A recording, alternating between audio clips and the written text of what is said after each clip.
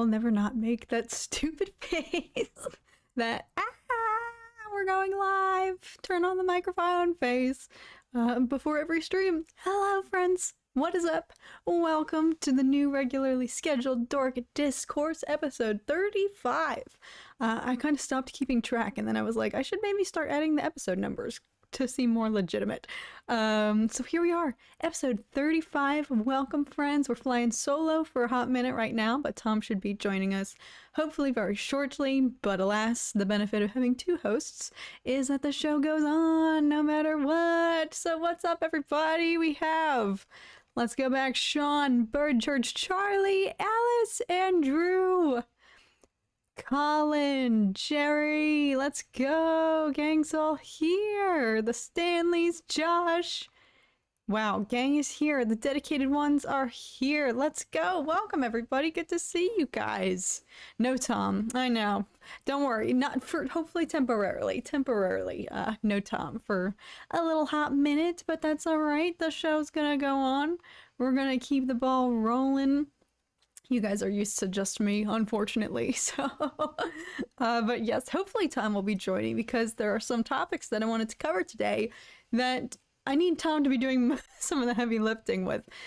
Specifically, as you saw probably in the title thumbnail, we're going to be discussing House of the Dragon. Of course, that fresh new juicy season 2 trailer just dropped over the weekend, but as well as Percy Jackson, The Olympians, the new Disney Plus series that is actually coming out I think in like 6 days. I think it's actually like a week away. And of course that show is also getting the Disney Plus special with a 2-episode premiere. But if you watched my reaction, you will know that I am such a poser. I literally, I never read any of the Percy Jackson books. Tom and his siblings love them, so he's way more knowledgeable about the franchise, way more into it. Not that I'm not excited about the show. I'm actually really interested after seeing the trailer. I think it's going to be really good, but I feel a little bit like a phony. I don't have any backstory knowledge in regards to how this trailer looks, you know, using the books as a comparison. I didn't read them, so I don't know. How does this trailer feel to those of you who maybe read the books? And that's why I need Tom, my wingman, because he did read all the books and watched the original movies, and he's been really stoked for this series. So maybe we'll save that until he rolls around. But Alice, wise words. Grand Moff Tom is never late, nor is he early. He arrives precisely when he means to. Exactly. It's all part of the plan. All part of the plan. Lord Val, what is up? Let's get it. Gang's all here. Half man, half god, all hero. Indeed. And it's actually, I didn't know this. Now, for those of you who actually read the book, you can correct me. It's so wild.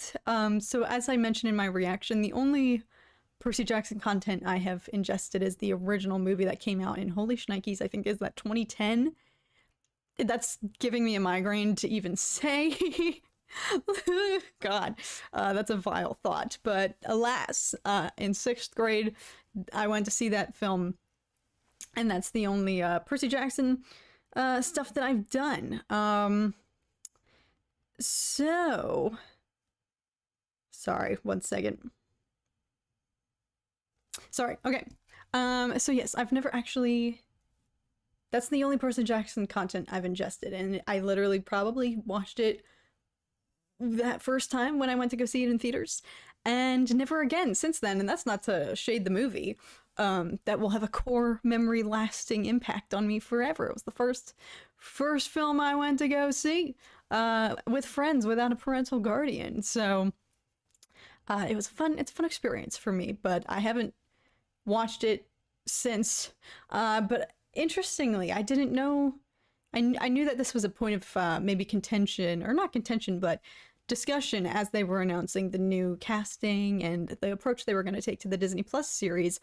They were specifically going to focus on a younger, actual age-appropriate actors as they are depicted in the book. And so when I was reading about this, I didn't realize Percy's supposed to be freaking 12. Those actors were, I swear, like 18 years old, if not older, you know, playing younger Certainly didn't come across as 12. So it will actually be really exciting to see this rendition with age-appropriate actors, if that is actually what the ages are supposed to be in the books. And I believe, if I'm not just spreading misinformation here, Rick Riordan himself, the author, had a very hands-on role with casting, with production. He's been involved, I feel like, from start to finish with this process, and has been very excitedly talking about it and sharing his experience with his audience. So, let me know. Are they actually supposed to be 12? If so, that's exciting that they stuck with that. Sean, don't get me started on the Eagles. Don't get me started. Don't get me started. Yeah, we'll talk about that. Pray for me now. While Tom's not here, everybody, he's probably gonna watch this back in the replay right now. While he's not here, everyone say go Birds for this weekend and manifest a dub against his Dallas Cowboys. We need it, everybody. We need it. Also, go Army, beat Navy. It's Army-Navy this weekend as well. Lots of major football. Lots of major football going on. Colin, yes, I really wanted to hear your opinion because you had mentioned that you read the books and became obsessed with Greek myths, and then seeing some take places in Greece is on top, but I also liked the movies. Nice. Okay, yes, Greek mythology and all of that is super interesting, so I'm actually very excited for that element of the movies. Rosario Dawson was in the first movie? Oh my god, goes to show how long it's been since I've seen it. I totally forgot about that. Simply Everything, what's up? Good to see you! Thanks for being here, long time no see. But yes, so, lots to discuss. But like I said, I don't want to get too much into, too much into Percy Jackson, because that's the extent of my knowledge. I'm very, very excited for the show. I don't think I'll do episode reactions because I want to watch it with Tom. But we definitely will be watching it, and then maybe I'll have Tom come on for a review afterwards or something like that. So I'll save that for when he's here to actually give more thoughts, because he had a little bit more commentary to say for the trailer. You know, I enjoyed the trailer, but he had some more thoughts about it, so... Simply, you love the Cowboys now! I'm sorry. I'm sorry, I have to root against them this weekend. Oh, they start the books age 10 to 12, similar to Harry Potter. Okay, interesting. Interesting. Wow, yeah, they certainly were not looking like they were 10 years old in that original film, so that's what I'm most excited to see, the difference in... You know, how the vibes definitely are different when you're like full-fledged teenager versus actual age-appropriate looking. You know, I believe the kids in the trailer, the cast, those actors look 12, look believable as like preteens. So it has a completely different vibe. And the spectrum of teenagehood, as we know in Hollywood these days on film and TV, is wild. Like, you know, you have a show here casting real looking, I don't know how old they actually are, but real looking 12-year-olds, you know, playing, I'm sure they're middle school or whatnot. And then, you know, you have like people who are supposed to be 15, only 3 years older in like Euphoria. They age up like a sim. Let's put it that way. The spectrum of puberty is quite large in Hollywood, but alas, let's dive in. Did you end up watching The Creator? No, because we stink because we procrastinated too long. And it's no longer showing in theaters, so we have to wait for it. Eventually, I'm sure everything now has a short window before it comes out on streaming, so unfortunately we're not going to be able to see it on the big screen, but we will definitely be watching it when it comes out on streaming. But we did go see the new Hunger Games, the prequel, Ballad of Songbirds and Snakes, and I freaking loved it. But perhaps we can discuss that when Tom gets here as well, because... he's a big Hunger Games fan too. We had a binge session marathon. We catched up on all the movies with Jennifer Lawrence, and then we went to go see it, and it was very fun. But Kat, you wore a Cowboys mask during your Christmas Ashley surprise. Listen, Tom made me wear that. I had no choice. That was all we had. It was all we had in the reserves. I have a feeling Tom made her wear that. He did. You're right, Sean. You're right. It's already on Prime? Oh, smokes. Is it? The Creator? That would be fun if it is. It's probably definitely like available to rent Yeah, it's available for holy $20. Yeah, I'm gonna wait till gonna wait till it maybe goes down to the free phase. But I definitely will be watching. Obsession! Where's Tom? Is he safe? Is he alright? Yeah, he's we're currently flying solo, but he should be here hopefully very shortly. He's making a dedicated effort to make it here for you know, our regular new Dork Discourse episodes weekly Tuesdays. So hopefully he will be joining in very soon. But is he all right? Is he okay? Yes, hopefully Tom will be joining us soon. But till he joins, and then we can dive a little bit more into Percy Jackson, Hunger Games, whatever else we want to discuss. I figured we can open up with House of the Dragon discussion. That exciting new trailer. Super excited. Well, I guess not officially a trailer. It was a teaser, which I can't believe we even got a teaser to begin with. It feels... Perhaps it feels especially like, whoa, how is this happening? Because everything, aside from that production, had to be put on pause for pretty much the latter half of this year due to the WGA and SAG-AFTRA strikes.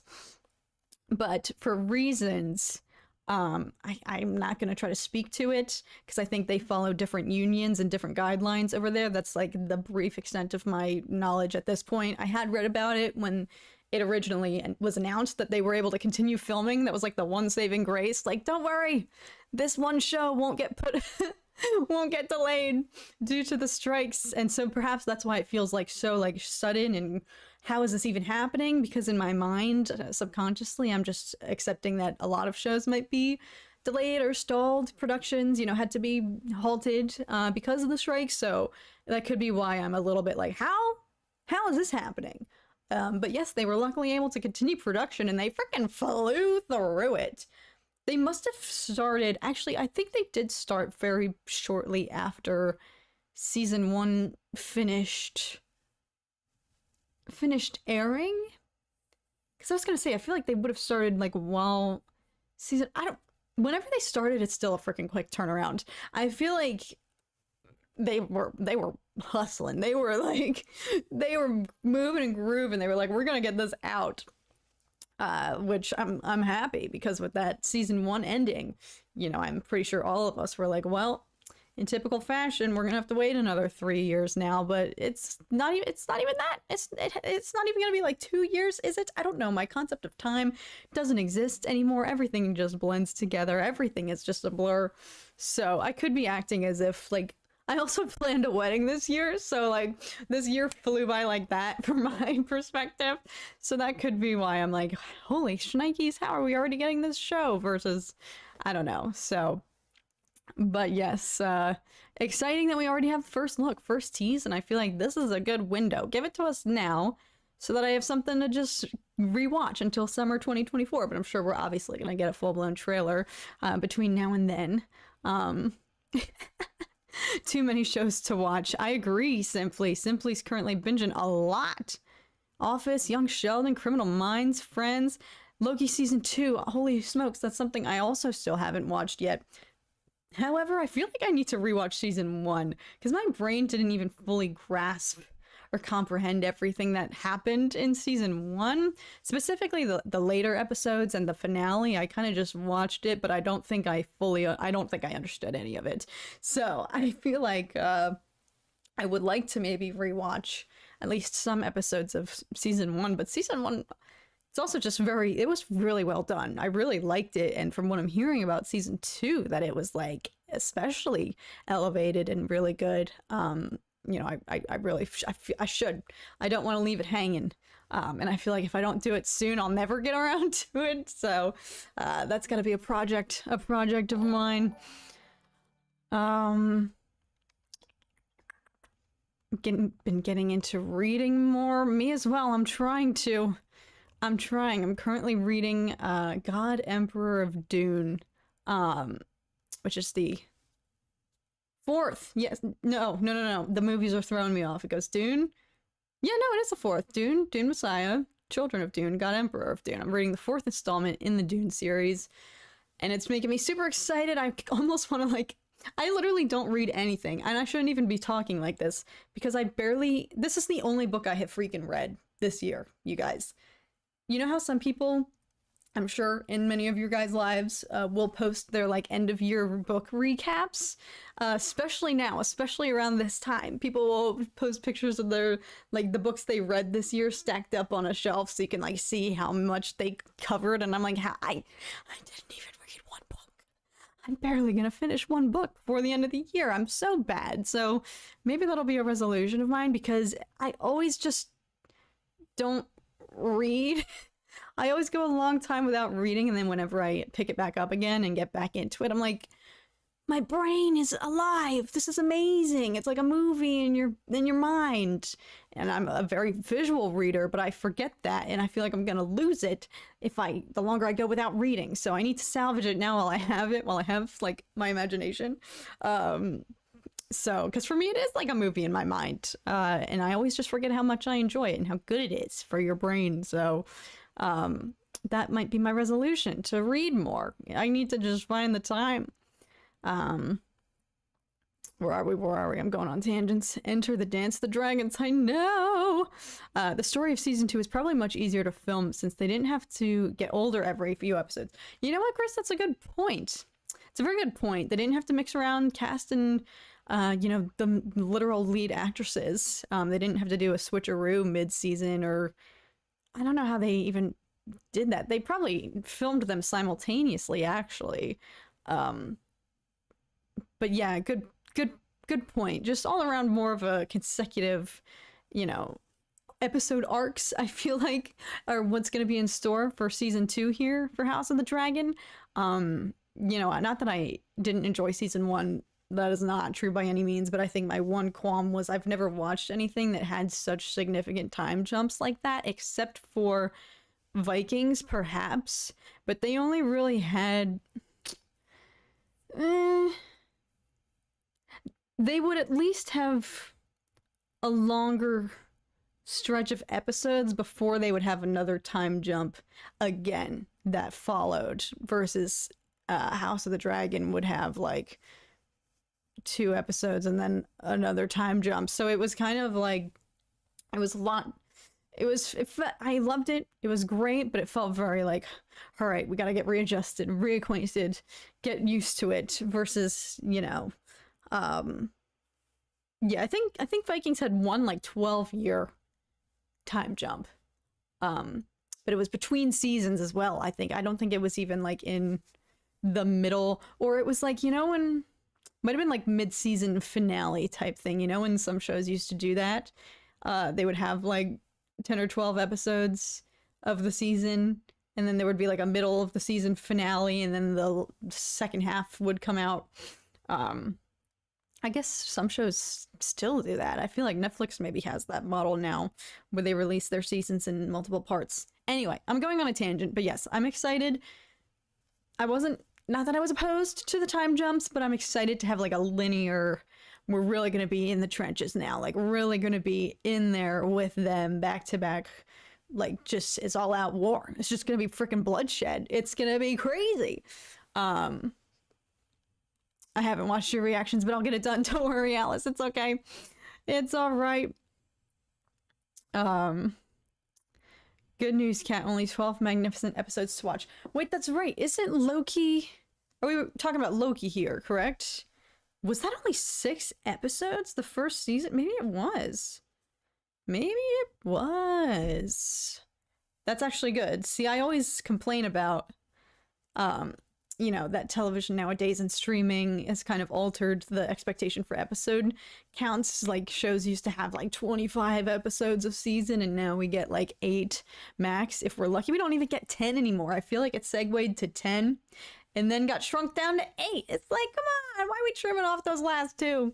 Give us what we have. Like, so I always complain that the standard episode quantity has dwindled, I feel like, in recent years with the nature of streaming and everything and binging. I think that's actually the main thing, the main attraction, the ability to binge watch 8 episodes versus if you see something and it's like 25 episodes, it's like way more daunting.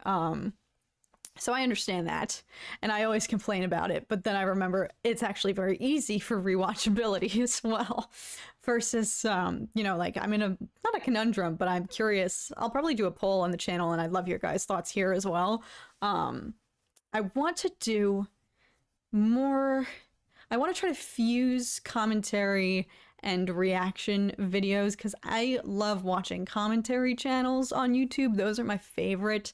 And, you know, like work from home. I don't have any colleagues. So, like, often I will have, like, commentary on in the background, like, or an hour-long YouTube video. Like, those things are my favorite. I know some people are like, it's getting way too out of hand. YouTube videos are like longer than movies anymore, but those are my bread and butter. I freaking love those because I just like to have them on.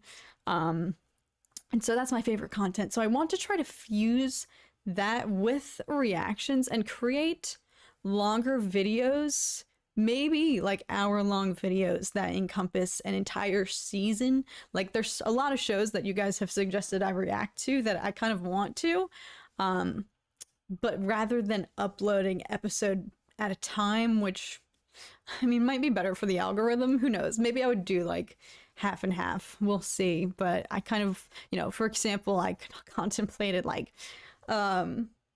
or no, rather, there's a show, The Expanse, that you guys have told me about that is like amazing sci-fi, and I've seen a lot of people really raving about that series on Twitter. Like, some of you guys have spoken really highly of it. But rather than, you know, I think the seasons have 10 episodes. I at least looked at what season 1 has. Rather than upload 10 videos, I would maybe cover like a season in one long video. Point is, I'm having these ideas of how to maybe alter my reaction content to create it a little bit more, you know, less focused on the reaction itself, and, you know, at least create a balance with the reaction and my own 2 cents, my own commentary, what I'm adding to it. So as I'm having these ideas, I'm thinking about shows that I might want to watch, like The Expanse. The thought of Walking Dead crossed my mind, but I'm like, I don't know if I'm ever going to watch that show because I think some of those seasons do have like 25 episodes. Even Vikings, I was reflecting on it today. I was like, how did I get through that whole show? Because some of those seasons have like 20 episodes, like 45 minutes long. I was like, what?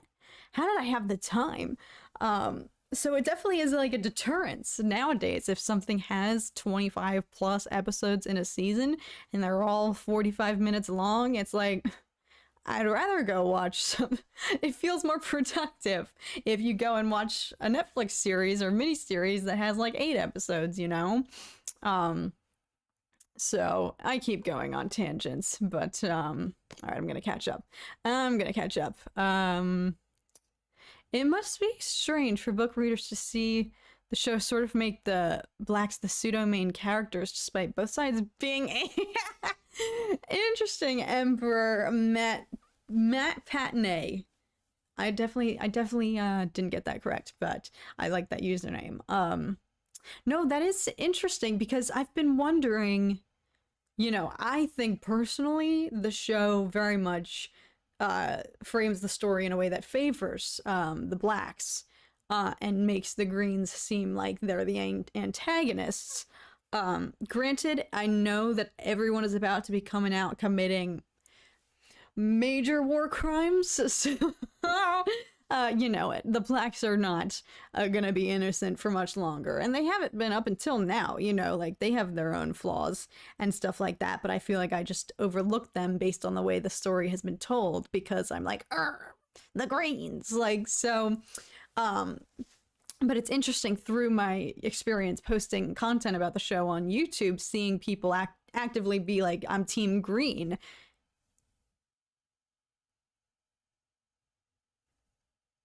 Sorry. Loud noise. There's a ghost. The streaming ghost is back. It's the ghost of Christmas past. It's here. What even was I saying? So yes, seeing people who are actually team green, rooting for the greens in like my comment sections and stuff begs the question. It leads me to believe, like, I guess they must have read the book, because how could you root for the Greens the way the show portrays them? Like, unless you just prefer. I don't know. Genuinely curious. Sound off if you haven't read the book, Fire and Blood. But you are Team Green just based on what you've seen in the show. But that's my assumption. Everyone the books must have much more of a neutral or maybe not so biased, you know, or at least they're depicted equally bad, as you're saying, Emperor Matt. You know, so that's why I'm curious to read. I kind of want to read the book. Somebody though posted that I shouldn't read it because the book isn't necessarily a true accounting of the events. It's kind of like the Maester's archives or something like that. It's not an accurate depiction. It's not like novel style, you know, like the actual Game of Thrones books are, the series. So I don't know. I kind of want to read it just to have an understanding. I don't know. Just to see. Just so I can feel maybe more affirmed. Like, yes, I read the book. And even still, I'm Team Black, you know? So yes, that is a curiosity of mine. Sometimes I walk my dog right by one of the studios where House of the Dragon is shot, and I can usually see castles set up. Oh my gosh, it was so cool. That is insane. Talk about not your everyday dog walk. That's amazing. That's so kind of wild to me that they have some of the sets. It's so crazy because when you watch it, it feels like it's so removed from like our real world. It's like they must be on location somewhere really cool, really aesthetic looking. But then here it is in like some people's backyards. Not to say you don't live in an aesthetic looking place. I don't know where you live and I don't want you to dox yourself, but that's very cool that it feels so fantastical and so not part of our own world, yet it's like right there in your backyard or on your walking route. It's just so cool.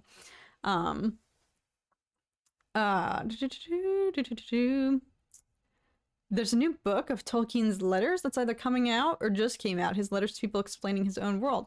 Whoa, that would be an interesting read. Interesting. I just wish season 1 of House of the Dragon had shown more of the falling out between the two queens. I know, and I am a little bit curious. I mean, I think they made it. It's a pretty, at least, relatable. If I had a best friend when I was, what were they supposed to be, like 14, 15? If I had a best friend when I was 15 and they started dating my father in a very inappropriately age-gapped relationship, you know, that's something that at least we all were like, granted. Allison didn't have a choice. Everyone pins it on her, but it was really her father's, you know, manifest. Jesus. Oh my God. Sorry. There's a dog. Ugh, it's such a cute dog. I hate to speak ill of it, because I am a dog lover. I swear I am, but this dog is gonna break my soul. He's already wearing at me. There's a dog on our floor that is beautiful. It's so gorgeous, and I feel bad for talking badly about it behind its back every time I see it in the hallway, because I'm like, oh, you're lucky, you're so beautiful. Which is a weird word to use to describe a dog. It's not like cute, it's beautiful, you know when you see some dogs and you're like, what breed is that? Because it's beautiful. It's that type of situation, but it barks its effing head off. It barks so much, and so sorry, it gave me a heart attack. All right, I'm gonna catch up. I'm gonna do a little bit of a fire round here. Abeloth. Oh yeah, it looks wild. Abeloth definitely looks wild. Reminds me of when George R.R. Martin was pushing for Game of Thrones to have 13 episodes a season rather than 10. I do think the last season could have benefited from that. I think shrinking down to 8 episodes was one of the wasn't in their favor. Kat, I think it was episode 3 of Kenobi you did last year where you kind of did a watch along. I remember timing it and synced up. Yes, you should do more of that. I know exactly what you're talking about, because I think for that episode what I did was I pretty much muted just all of the audio, and I had a timer going. I wasn't live, but it was just my re-uploading of the episode because that episode was electric. I was like, I don't want to edit any of this out.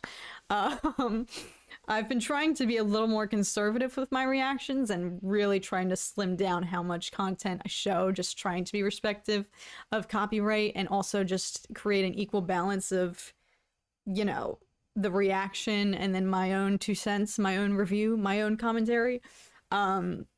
But maybe I'll take some polls because I did get a lot of people sharing that same sentiment, Charlie, that it was nice to just see the unedited footage just all the way through, especially for an episode like that where like I think I had a visceral reaction the entire time. Granted, I have to like mute the audio and whatnot, and luckily I don't think I said much on my own that episode because my mouth was just agape the whole time and my jaw was dropped and I was just like in disbelief. But I guess, you know, I could bump the audio up every now and then if I have something to say. So maybe we'll see. We'll see. Expanse is so good. The Expanse is top tier sci-fi. Charlie says The Walking Dead. Yeah, that's what you guys have said. Like, The Expanse is incredible. And when I watched Last of Us, it really made me want to watch Walking Dead. So, who knows? Maybe I'll do both and just...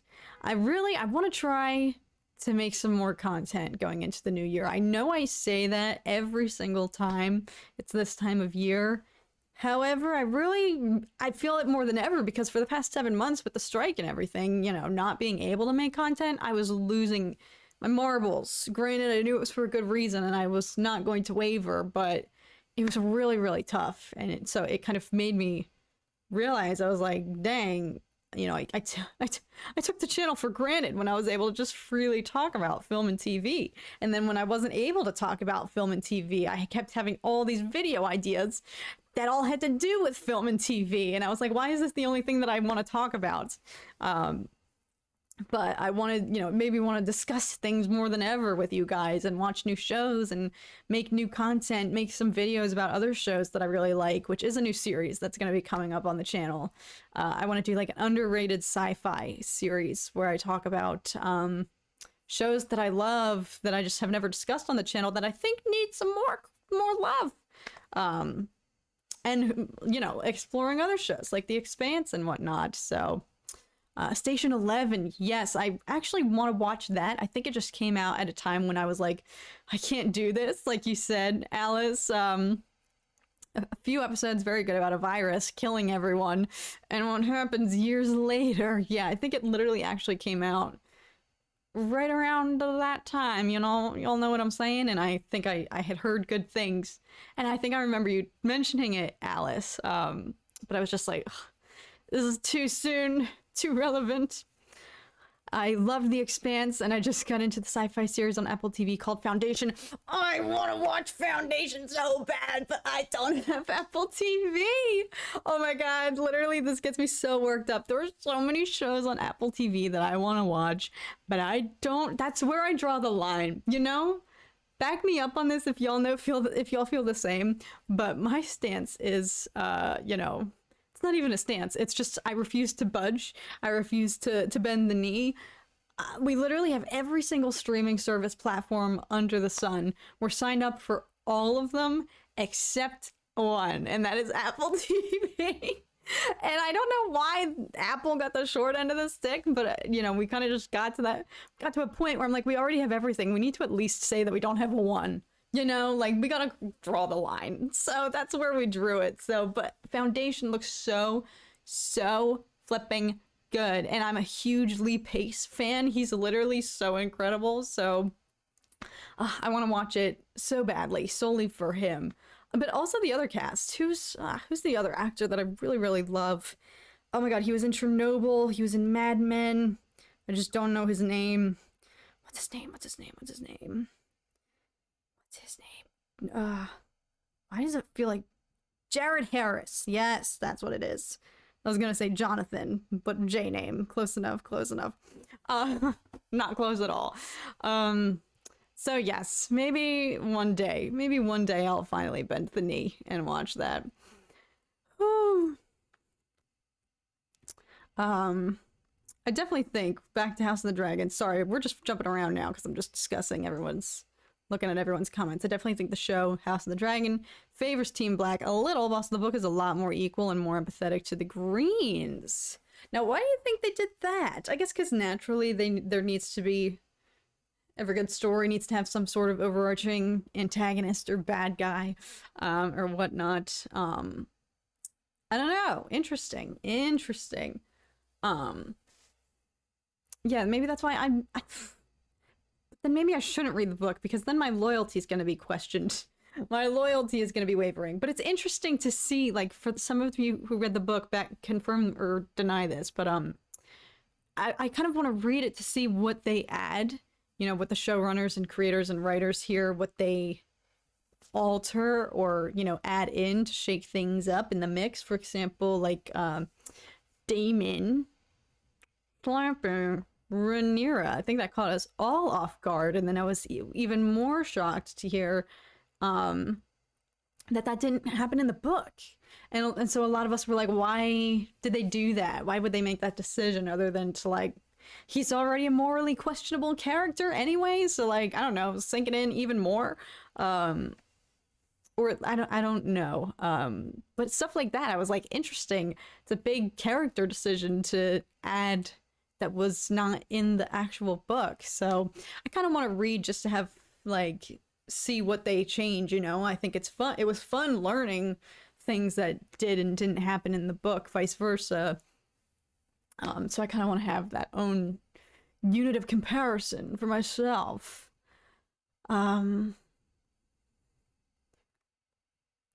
Alicent was made younger. For real. Literally watching this trailer, you know, this is where you really need to, at least I have to employ mega suspension of disbelief, because she looks the same age as her oldest child, you know what I'm saying? She does not look like, you know, granted, her and her kids, I keep forgetting, like, I was thinking, like, Aemond is only supposed to be, what, like, 16? When the events of episode 10 take place in season 1. Correct me if I'm wrong, but I don't think any of her kids are older than the age of 20, but they all look like it, you know? And I know the actress, she's only, I don't even think she's 30, like, I'm not gonna discuss a woman's age here, but she doesn't look 30. However old she is, she still looks so beautiful and gorgeous and youthful. She does not look like she could have a 16-year-old child. So that's where I really have to be like, I don't believe this, but I have to just accept it, you know? So yeah, that's interesting. And I think I also heard that, you know, depictions of Rhaenyra were changed.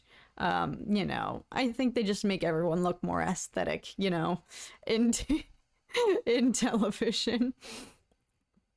Yes, Lord Fowl, that's what I've heard. The way I understand it, Fire and Blood is an unreliable history book, whereas the show is more accurate. Oh, okay.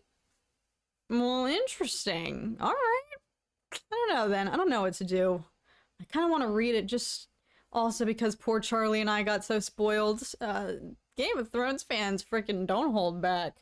They spoiled everything in the comment section of my reaction videos, and I feel so bad. I'll say this for forever. Poor Charlie got the brunt of it as a dedicated moderator of my comment section. He literally does the Lord's work, y'all. Every time I go into the hidden comments section on YouTube, I see all these banned things that Charlie has infinity snapped out of the public comment section, and I'm just like, you're doing the best job ever, Charlie, thank you. But I felt so bad because everything, pretty much the entire plot of House of the Dragon got spoiled for us in my comment section as I was posting those reactions, and I was like, true. Game of Thrones fans don't hold back, so kind of want to read it just, I don't know, just for that reason as well. Without you, Ken, I don't know how we would have gotten through. Oh, I can't say it because YouTube still, for some reason, like, doesn't like when you mention that. You were our lifesaver. Literally, stop. You guys were mine. You guys were like my only form of socialization during that time. Dave, thank you so much for the super chat, my friend. I am ready for Winterfell. The Starks, hashtag Team Wolf. Yeah, I'm excited. I'm very excited. I saw some new folks in the trailer. It's funny. There's that one scene in the trailer of somebody drawing his sword, like facing, you know, breaking the fourth wall, like drawing his sword at the camera, and they didn't have blonde hair, and I'm like, Starks! Starks! And I'm like, that's how freaking basic I am. I see one person in the show who doesn't have platinum blonde hair, and I'm like, it's the Starks. But I believe they will be having a bigger role this season, so that'll be exciting. I'm kind of nervous for like if Jaehaerys is gonna like get to Winterfell, because he's still out on his dragon. All this is going down, and he's making the trek to Winterfell. He's got the commute, and so I feel like he's gonna get there, and they're gonna like have a raven or something and break the news to him. Like, oh, that's gonna be a juicy scene if that's how it goes down. All right, sorry, I accidentally scrolled way back. Here we go. For All Mankind is good. All right, Battlestar Galactica for me. Love that show. That is a classic. Monarch on Apple TV is off to a really solid start. I think I actually saw something about that show and I was intrigued. Apple TV is worth it. You guys might be convincing me. Slow Horses on Apple TV is awesome, especially if you like Gary Oldman. Who doesn't like Gary Oldman? Yes, Jared Harris. He was really good on the AMC series The Terror 2. Oh, interesting.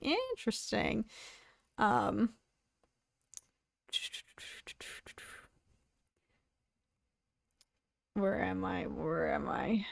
Peaky Blinders. Oh, yes. I need to get Tom to watch that show. That's like the best show ever.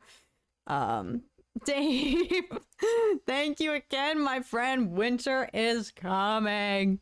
I know. I'm excited. I think season 2 probably starts with Jaehaerys arriving in Winterfell. Oh, God, that's gonna hurt. That is going to hurt. Yes. Puberty is crazy in King's Landing. For real. What are they drinking? What's in their water? Because it is, there's growth hormones in there. What can I say?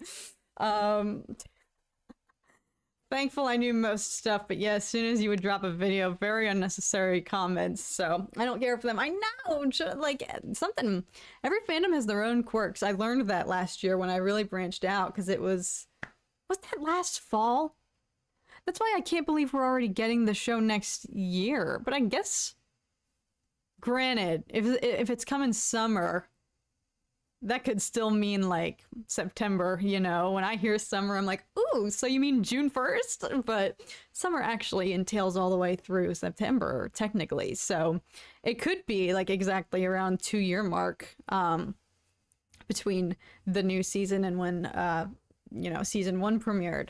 But anyway, that time period, I really branched out, and that's when we had like Rings of Power, Game of Thrones, and so I got a little taste of some new fandoms outside the Star Wars fandom. Like, it's interesting. The construct of fandoms is so bizarre because anyone looking from the outside in would be like, what are you even talking about? But I feel like fandoms are truly not tangible, but you can really pinpoint them now. Like, everyone knows how to describe the behavior of the Star Wars fandom. You know what I'm saying? We're dedicated. There's that stereotype of if you tell a Star Wars fan you've never seen Star Wars, they'll freak out, which is true. I try to go easy on people. I try. But, you know, and so I at least feel like I know how to navigate the Star Wars fandom at this point. Granted, we have our ups and downs, but I feel like we all know what to expect, know what to steer clear of, and we know just when to not engage versus with the Lord of the Rings and the House of the Dragon, or Game of Thrones fandoms, rather, it was uncharted territory, and they each had their own different quirks, and I really started to see, like, wow, every fandom has their own personality, and I think it's interesting how the framework of a fandom can be very dependent on like, you know, Rings of Power, for example, Lord of the Rings, you know, those movies were based on books. So a lot of people went into that as book readers. Whereas, you know, with Star Wars, that's not really an issue necessarily. Like, not to describe all book readers as like gatekeepers, but there were a lot, you know, I got a lot of comments on my Lord of the Rings videos that were like, you clearly didn't read the books, or like someone didn't read the books, you know. Aiden, what's up? Good to see you. Good to see you. But where was I? Yes, and it was like a term of like you know, degrading, you know, it was meant to be like you know, an insult, like you didn't read the books. And that was very much like weaponized in the Lord of the Rings fandom. Not so much with the Game of Thrones fans, because I think they accepted that the HBO series really put it on like the map, and that a lot of people watch Game of Thrones and never read the books and have no interest necessarily in reading the books. So where even am I? So it's just interesting to it was interesting to see, you know, trying to navigate you know, the quirks of each fandom and the way that they would insult you. I don't really get any Star Wars. I get seldom, you know, when my channel first started, I had to weed out a lot of, you know, like the really shady, toxic people, and I'm trying to eliminate that word from my vocabulary, toxic, because I think we use it against each other all too much, and now it's like anyone is toxic if they simply just disagree with your opinions. So I'm trying to eliminate it, and I'm trying to not designate people as positive or negative anymore, which is a way I used to identify people in the fandom, or at least split the groups of these are the good guys and bad guys, because that's kind of what the subtext is. But where am I? I keep just tangenting. Point is, I really learned last year that the Lord of the Rings and Game of Thrones fandoms are like, whoa, like this is a huge obstacle when it comes to expanding the channel and exploring other topics, because holy shnikes, they are a little more cutthroat, I feel like, and they really weaponize, again, not so much the Game of Thrones fans, but Lord of the Rings fans. They really were like, if you didn't read the books, your opinion doesn't matter. I don't know. That's basically like what my takeaway was. Anyway, where's Grand Moff Tom? I've actually just heard from him. Let's see what he has to say for himself. He should hopefully be here for maybe, let's see, he'll maybe be here for the latter 30 or so minutes of the stream, you know, which is fine. I'll make him carry the show when we get there. I'm gonna be taking a quick little break. I'm not gonna jump to the brand new break screen that I have now. I literally just have something in the oven that I'm gonna go turn it down, because I totally was making, y'all remember last week, I was making baked potatoes during our stream, and I tried to time it so that they would cook to perfection by the time we wrapped up our stream, but then we ended up streaming a little bit longer than I thought, so I left them in for a while. And so then when I went back out and I got the potatoes, thank God they were massive. I'm not even kidding you guys. California produce is on another level, because the potatoes were this big each, so thank gosh they were huge, so they needed a little bit longer to cook. But you guys remember in the middle of the stream I had to go, I was like, I gotta go oil the potatoes, and then we finished streaming and I went to cut them open and they were like rock hard on the outside, and I was like, oh no, shoot. And it's so embarrassing, but then I cut them open. I was able to cut them open and they were perfect on the inside somehow, so I was like, thank gosh. So I gotta go. Funny enough, I still have potatoes in the oven right now, different dish, but I literally just have to go turn the oven down so that they don't overcook, because I learned my lesson last week and I'm not gonna get confident. So literally time me, I'll be back in like 2 seconds.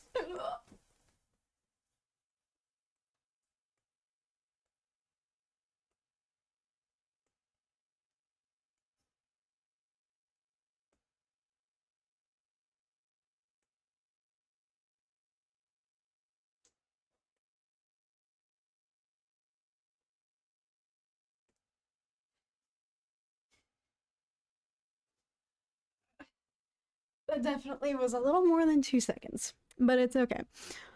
Hot potato, hot potato.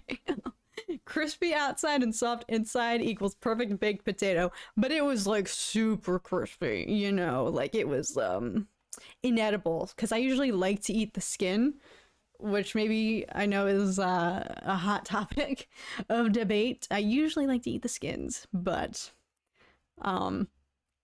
it was too crunchy. I would have broken a tooth on the skins last week, so Barb's in the chat. Barb's in the chat. Potatoes. Boil them, mash them, stick them in a stew. What? Taters? Yes, for real. For real. I want to get a poster like that for our kitchen that says, I think I got that. I think I got one actually for my younger brother, a potatoes poster. But I want one for our kitchen. That would be funny. Oh, inedible isn't ideal. Yes, unfortunately. Unfortunately. But yes, we've strayed a little. Have I even really covered? I guess we've discussed it a little bit. But for season 2, House of the Dragon, I mean, am I wrong in predicting? I feel like season 1 was really wonderful and it had awesome political, familial tension. I think that was what was really appealing to me about season 1, because Game of Thrones, the original series, is drama spread out amongst lots of different families different families, different characters feuding against each other, and they're all spread across the map of Westeros. So you're, cutting between different groups, different characters, seeing what so-and-so is up to over here, and then going to Daenerys on the other side of the globe. So it was very spread out drama, but I think what was exciting about House of the Dragon season 1 is that the drama was right there central within the family, and it was palpable, and the tension was just everywhere, and it stayed on them. It didn't necessarily, flash to, all right, now we're going to go to the other side of the map. It was all there. It was all localized. And family drama is just juicy. What can I say? So that was an interesting touch that I really liked about season 1. It was a different kind of drama, and a different kind of political drama, because you're dealing with everything still within the same family, and the throne and whatnot. And so I feel like it heightens things. It heightens tension when you're coming for your brother's throat, or you're coming for your, I don't know. They're all overlapping. I realized in the comments, I was replying in my latest House of the Dragon trailer reaction. I was replying to somebody's remark about how they're most excited to see how Aemond is going to be this season, and I replied saying yeah, it's got to take a psychological toll to accidentally kill your cousin. And then I realized today, I was like, shoot, I'm a phony. It's not his cousin, it's his nephew. But then I was like, hang on, it still is. It still is his cousin, because Daemon is still technically Aemond's uncle. Any child of Daemon's... No, never mind, it wasn't Daemon. Alright, it's his, step cousin then. Step cousin. Because he would, Jaehaerys and Lucerys became Daemon's stepsons. Therefore, they would be step cousins with Aemond, who was also their uncle. You know what it is? You could just throw a dart on any sort of family title. Aunt, mother, brother, son, father, nephew, cousin, and you could cross off several of them with the Targaryen family, so goodness gracious, too many tangents. Anyway, that's what the point I'm trying to make is.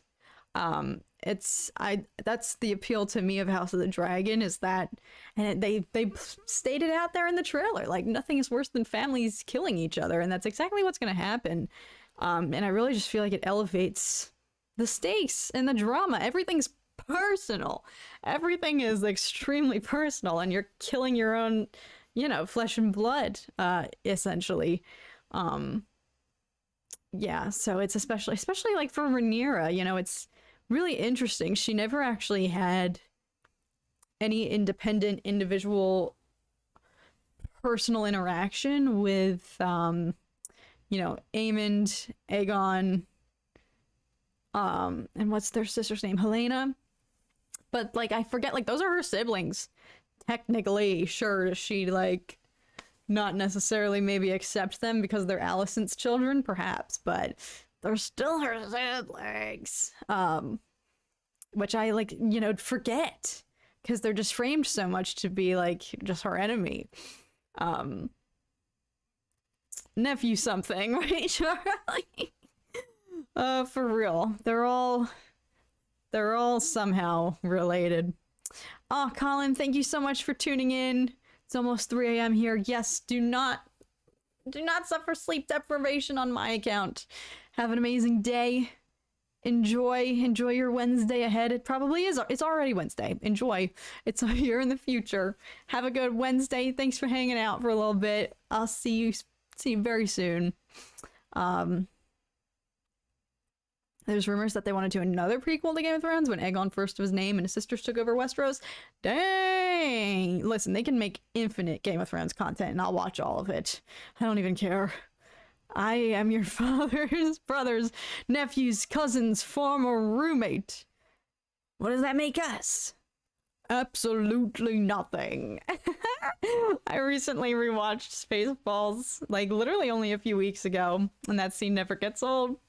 Dave, thank you so much. Damon earned my props for how he cared for his brother. For real. He really showed where his true loyalties lie.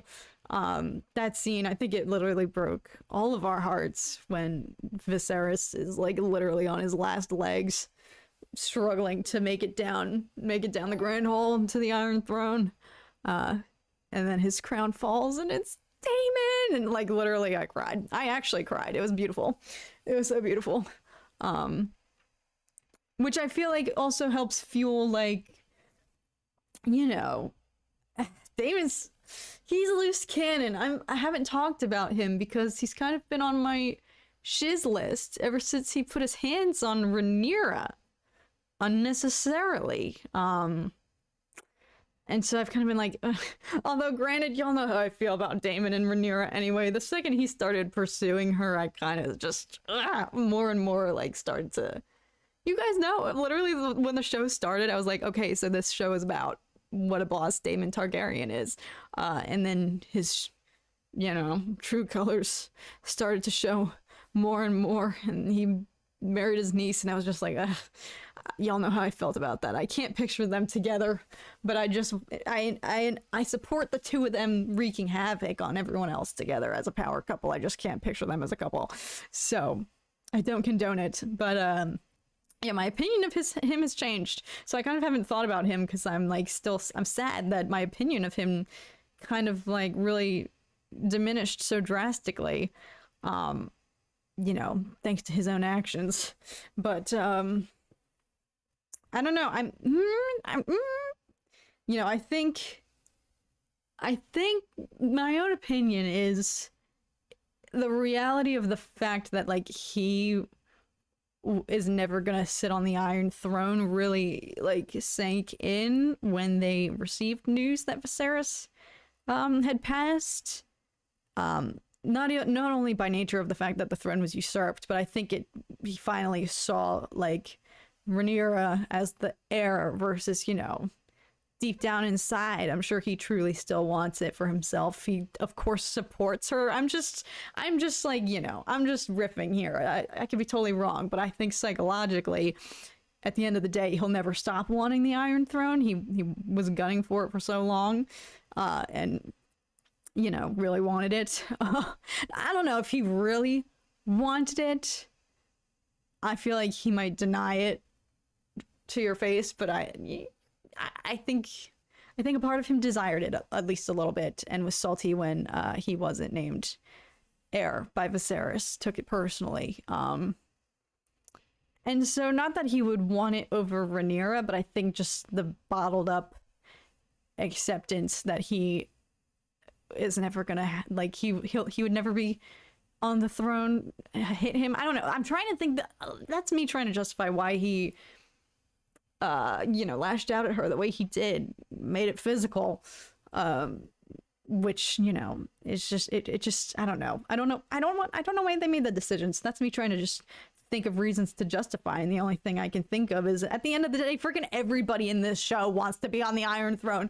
Let's be freaking real.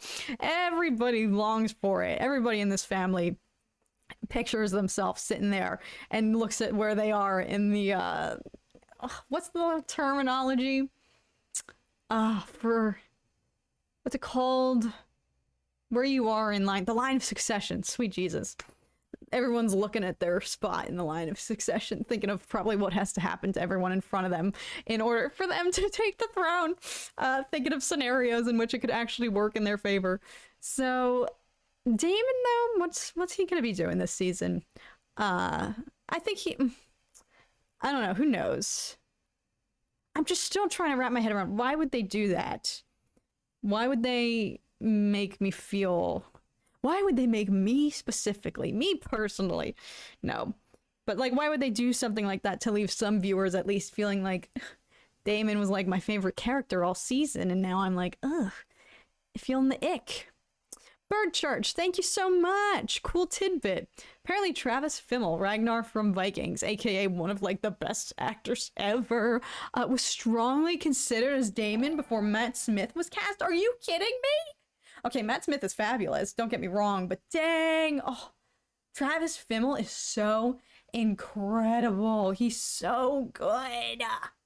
Anyone who's seen the show Raised by Wolves, which is another sci-fi series that I want to like just make a video about, he's incredible. He's so good, and I'm actually super excited because I think, I don't know who's doing it. Is it HBO? Somebody's doing a Dune series, and I think it's supposed to be like a prequel about the Bene Gesserit, which is like what Paul Atreides, his mother, the Lady Jessica. It's kind of like her background.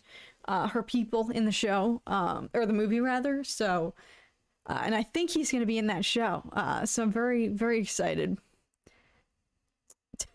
Tom in the chat, don't chat and drive.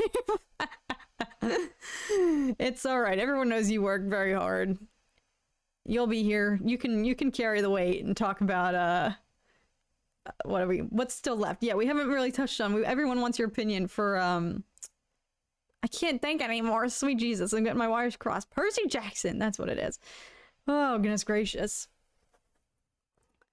So yes, no shade to, listen, Matt Smith is incredible, and I'm sure that was a really hard decision, and that's probably one of the most exciting roles of this show to cast, honestly, that role, because I don't think Daemon is, you know, presented in a way that you're supposed to root from him as enthusiastically as I did right out of the gate. I think he's meant to like win you over at some points, but in the back of, but then do something that totally makes you question him again. He's like super, you know, I don't know if he's morally, well, I don't know. I'll venture to say, yeah, he's morally, he's not entirely sinister or malicious, but he's not all good. So it's, I imagine that was a really fun role to like see people's renditions. And Travis Fimmel, you know, does a really good job of that with Ragnar in Vikings. You know, there's times where you're rooting for him, you're like, I would die for you out on the battlefield. And then he goes and does something, you're like, dude, I was rooting for you. But he never, you know, he would never paint himself as like, I'm not a hero and I'm not bad. You know, it's you can't identify him necessarily as one thing. You can't pinpoint his morality because it's always not wavering, but you know, he's affirmed in his decisions and he does some things with such conviction that you're just like, no.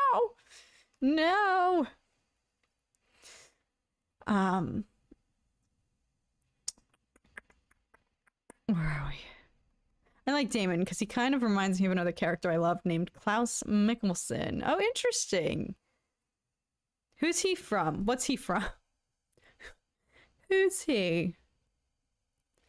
Klaus. Oh, is he from Vampire Diaries?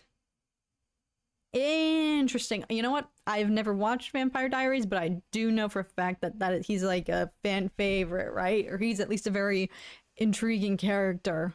Um, where are we? Where are we? Sorry. All right. Oh, are we gonna talk about that strong guy with the foot fetish with Alicent? Ugh, listen, let's see what he's gonna be doing now that he's like. Actually, it'll be interesting to see their interactions this season because he thinks he's got her wrapped around his finger now that he's like chirping in her ear. But it was interesting because I think she thought she cracked his code and she realized she saw how she could manipulate him. She totally leaned into it, you know, she was using her power. But then he still totally went and I don't know. I don't know. I think he's also a loose cannon. He's dangerous. It'll be interesting to see them toy at each other since I think they both think they have the other one figured out and know how to poke them, you know. Daemon will be leading Rhaenyra's armies. Of course. Good point. He's totally going to be out there on the battlefield. Oh, super excited though because what was it, episode 3? When he faced the crab. Is that what that guy was called? Ah, it was so freaking good. It was epic.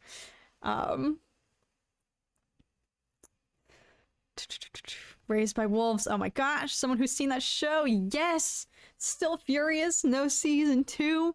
Raised by Wolves shouldn't have ended, says Birdchurch. I know, it's actually so tragic that that's why I want to make a video about it because you know, I think there is like a fan petition to like save that show. It got, you know, I guess canceled or shelved following the 2nd season on a mega cliffhanger. But I want to make a video because I think the problem was that show is incredible and it's gorgeous and it's so cinematic and so well. It's literally Ridley Scott, right? Am I telling lies right now? It's like Ridley Scott who ran that show. No, not Raised Garden Bed, Raised by Wolves. Come on, Surge. Show me the... Oh my gosh. Now you're gonna make me go all the way to IMDb, aren't you? Come on, Google. Yes, it is Ridley Scott. Okay, yes. So cinematic, so amazing, so beautiful. Literally couldn't believe that I had never actually watched that show until Tom and I finally watched it. And that's something that we did actually binge in like a weekend because it was phenomenal. And so I want to just make a video because I think a problem was nobody knew about it. Like, I don't think HBO really advertised that show very well. Like, because I had heard of it, but I had no idea what it was about. And and it looks very, you know, on the outside, if you don't know the show, it looks very like, what the heck is this? You know, it's hard to like pinpoint exactly. So I feel like it wouldn't necessarily like intrigue people if they were just scrolling through like HBO, you know, shows on the app or something and came across it. Like, I don't know. It targets a very specific audience, I feel like. And for people who aren't necessarily like into sci-fi, I don't think they would look at that show and be like, oh, I'm gonna watch this. But it's so good. It's so good. So I think a huge part of the downfall was no fault of the show on its own. Literally no fault of anyone or anything involved in the making of that show. I think it came down to like, I don't think anyone knew about it. And so it just, I think, underperformed. I don't know. I could literally be talking out my butt right now. I would like to look at the numbers because I want to make a video. Me talking as if I have access to the numbers. I don't even know if that's public domain. If I could go and look at, I guess you can because networks report like, yeah, we had 50 million viewers, you know, with our season premiere or something like that. So I'm sure I could at least find that information or see where it compared to other HBO shows. But I want to make a video about it just to highlight it was an amazing show. And I think one of the actors, I'm scared to say his name. I'm not going to say his name. I should know how to pronounce it because he's so good. But out of respect, I don't want to botch it. But the actor who plays the lead like one of the lead male protagonists in that series, I believe, is going to be in House of the Dragon season 2, and he was really good. So I'm super excited to at least see him in another project, in another role. But yeah, that show, it's such a shame how like it I mean, I guess again with like that's something else that has been transformed and priorities shifting in the sphere of streaming in that space. Like it's all about bingeability now, it's all about viewership numbers, and you know, for example, another great sci-fi show that I effing loved, made by the same producers and creators who did the series Dark, that I think we've talked about a little bit on the channel before, on Netflix, the German sci-fi series. They did 1899. Yeah, I think it's 1899. And I really loved that. But after the first season, they canned it. And it's such a shame because, like, I thought, you know, I don't think it's not a measure of quality anymore. It's a measure of what gets views. And unfortunately, that show just didn't perform, even though I thought it was so good. So it's just a shame, but it's interesting to see like the power of viewership and what that has. And like if you look at, for example, another, I guess you could categorize it as sci-fi series, Manifest, that show originally got I don't know what happened. I don't think it was canceled, but I forget what exactly went down, but it originally I think was streaming on like not even streaming, it was like on television, and then Netflix picked it up when it saw that the network wasn't going to continue, they weren't going to finish the show or something like that, and there was the entire fan-generated Save Manifest movement, and it gained so much traction, and Netflix picked it up and finished the show, and it was literally like one of the #1 top performing shows on Netflix. I could be wrong, I haven't looked at those numbers, but all I know is that whenever Manifest, the new season, the final seasons and all that came out, it was like #1 on most watched, most popular shows of the week on Netflix. So, you know, there's at least hope there.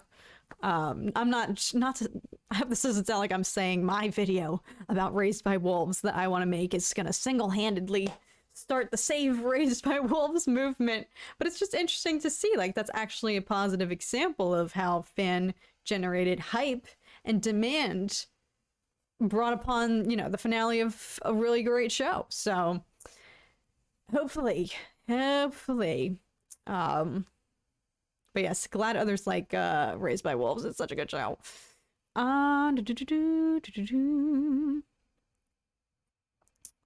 Where are we? Simply's back. Let's go. Welcome back. Travelers is another good show. Brad Wright made it, one of the co-creators of Stargate. Oh, okay. Actually, I feel like I just recently saw trailers for that. Interesting. Firefly is another show I've seen people talking about here. Had some problems. Nobody heard about it, and it was barely advertised. Interesting. What platform is that? Because I've never heard about it. Firefly. See? There's that show Firefly Lane on Netflix. That's the first to come out. Ooh, set 500 years in the future? Okay, Hulu. Interesting. And then what's the show? Travelers. Nope, not Travelers Insurance. Travelers TV show. Alright, this is also on Netflix. Interesting. Hundreds of years in the future, the last surviving humans. Okay, let's go. Interesting. Y'all are giving me some good sci-fi recommendations tonight. Yeah, I think Netflix picked up Manifest and Travelers. Okay, interesting. Colony was another sci-fi show I quite liked, and it randomly just ended. Very annoying. Okay, wait, this sounds familiar. Colony TV series? Oh, okay, I have heard of this one. Oh no! Los Angeles has been invaded and occupied by outside forces in the not-too-distant future. That's good. That's great. Kidding. Speaking from LA. No, that's the premise of the series. Interesting. It's always the good sci-fi shows that just end out of nowhere. Right. Abubakar, yes, the Stanleys. I'm just scared to say I totally didn't say his name right.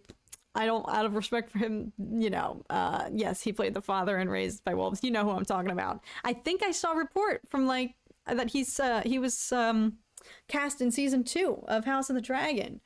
Let's confirm right now. We have technology. House of the Dragon. Yes, he plays... Who's he playing?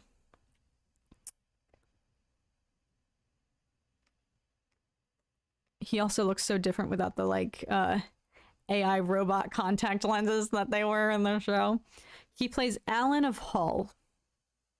I don't know who that is, but he will be in the 2nd season. So I'm really excited because he's super good. He was great in Raised by Wolves. And so I would be excited to see him in freaking House of the Dragon of all projects. Super excited. Lost in Space is a one where they find out that they find the empty shop and people keep dying. Oh god. I love a good space drama where everyone just dies.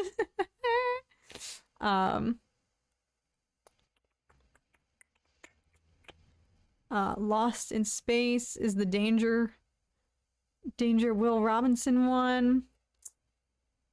Firefly was only 14 episodes. Oh, okay, so it would be a quick watch.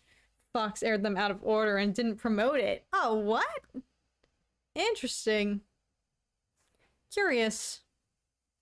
Yeah, alright, so this is good. So y'all would be... I'm taking this as... Y'all would be in favor if I want to make this a new series, like an underrated sci-fi. And even if I talk about shows that, you know, just got canceled or whatnot, I at least still want people to go and watch them. Because I think I even read... Now this, I'm riffing and I could totally be spreading total misinformation right now. So take this with the fattest grain of salt possible. I don't want this taken out of context, and I don't want this coming back to bite me in the butt as if I was spreading rumors. But I believe, you know, streaming platforms now are removing shows. For example, Disney Plus removed Willow. Yeah, oh shoot, I forget about that. Dang, I just like remembered that speaking it out loud. But yeah, they freaking removed Willow. You know, and even, you know, Christopher Nolan, you know, came out with these very poignant comments recently. I think right before Oppenheimer dropped on Blu-ray, and it sold out like the next day. Not even like within the first hour. All hard copies of the film totally sold out. But he mentioned that, like, you know, in this age of streaming, nothing is concrete anymore. Nothing is tangible. Everything exists online, and the platforms totally have the power to take it away as if it doesn't exist. And it never existed. Like, Willow is unwatchable now. I don't even know how, unless they were to ever release, you can't, it's literally unwatchable. You can't watch it. It's as if it doesn't exist. And so I had heard rumors, or I had read after I was doing research, you know how whenever you watch a show and you're like, okay, where's the next season? I need the next season. And you immediately Google, like, Raised by Wolves season 3 question mark to see if there's confirmation. And so I think in my Googling process, that's when I learned that it had been canceled, but that also it was in jeopardy of perhaps even being removed from HBO Max, and not hopefully removed from the face of the earth, but just switching maybe to a different platform like Fubo TV or Pluto. Are those some of the other, like, more rogue? They're not rogue, they're totally valid. Tubi, stuff like that. I think it was maybe in the works of being relocated to one of those services, like not even available on HBO anymore. Again, this could be total misinformation. I could be totally misreporting this right now, because as far as I'm concerned, I'm pretty sure it's still, don't quote me on this, but I think it's still available on HBO. So I could have read misinformation.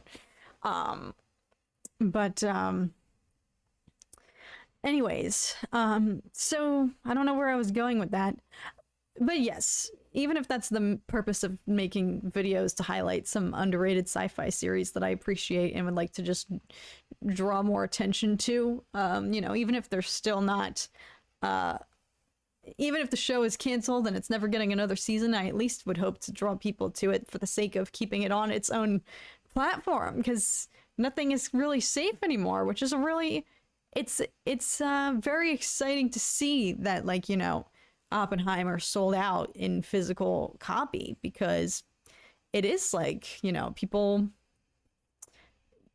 want to ensure that they have that forever in their library. I want to read, where's his quote? I want to make sure I'm quoting him properly, because it was really, really well said. But he really put a lot of, you know, you as the consumer, you are kind of like the librarian now. What did he say? Trying to search on Twitter, this is not going to happen. If you search Christopher Nolan on Twitter, 50,000 other things come up.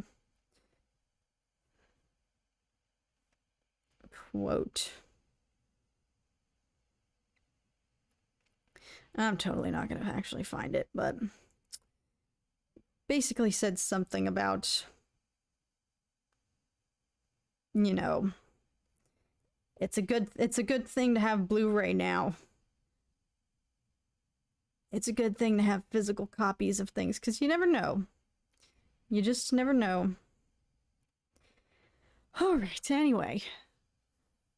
Tangent, sorry. I keep Googling things during this stream. When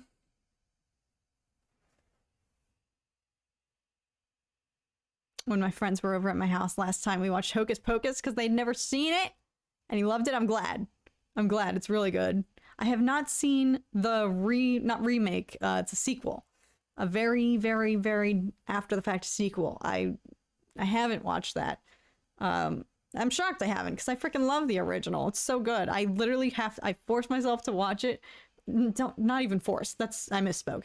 I watch it. It is not Halloween unless I watch it. It is a tradition. I have to continue. It's so freaking good. If you buy physical media, then they can't stop you from watching. Exactly. Unless they stop making Blu-ray players, which hopefully that never happens. Hopefully.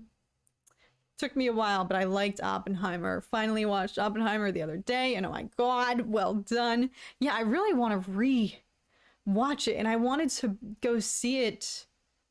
Yeah, it's interesting. We haven't actually talked about Oppenheimer on the channel, because it like came out literally. They were at their like premiere when the SAG-AFTRA strike was announced, and they all had to leave. So it's kind of a shame that it was literally coming out in theaters right as the strikes ensued, and none of the cast could promote it or anything. But I don't even think the film was already hyped enough. People were going to go see it anyway. It's just a shame that they couldn't like actively be partaking in the discourse and stuff about it. But yeah, I realized we haven't even talked about like the biggest movies of the year, Oppenheimer, on the channel since the strikes were resolved. But we saw it once in theaters, and then we really wanted to go. There's at Universal City Walk in LA, there is an IMAX theater. That's the 77. I could be again, the numbers, it's either 70 or 77, I forget. It's whatever the specific specs, the millimeters are that, you know, the film was meant to be ingested in. It's that exact, it's a theater that is meant for that type of IMAX. And I checked every single day, you guys, to see to see the refreshed map of seats for new showings that they would add, and it was always sold out. Even like 2 months after the movie came out, it was still packed. Literally no seats available for any showings on a weekend day at that theater, because it was like it was the optimal screen size for Oppenheimer, and I wanted to go so badly. But alas, we only got to go see it once. But it shouldn't be too long before that's hopefully available on streaming. We'll see. But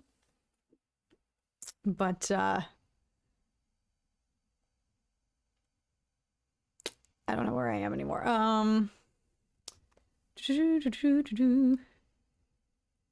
You should watch the Shogun trailer for the TV show coming out. It's like samurai stuff. Okay, interesting. This is more takeaway from this stream is I have a lot of stuff to watch. But going forward, I'm like, if I am gonna watch a show, I want to like share my experience with you guys. I'm kind of like finally starting to have a YouTuber's mindset about this. I'm like, if I watch something new, why not make some content about it? So I'll probably be doing some polls about what types of reaction style you guys would like to see. Like Charlie voiced, watch party style, or like a watch along where I don't have any, no cuts. I show my full reaction, but I just wouldn't show like the full episode. And, I'd have to mute some of the audio. And, if we want to focus on that style or have like longer videos where I cover an entire season of a show and maybe show like my reaction to like highlights from, the episodes across the whole season. So I'll definitely be doing some polls to see what you guys would prefer and what shows I should cover. Because I want to try to expand the channel. I really want to break out of the days where the channel would just go dormant when there would be no active Star Wars airing on Disney Plus, and I kind of just like would twiddle my thumbs and not know what to talk about for like the next 6 months. Speaking of, y'all heard it here first, but we might be getting the band back together for Evil Ewok this week, so sorry. Either Tom is here, which would be really miraculous timing, or it's a ghost. The ghost is back. So yes, y'all maybe heard it here first. Just little tidbit. Band might be getting back together. We'll see.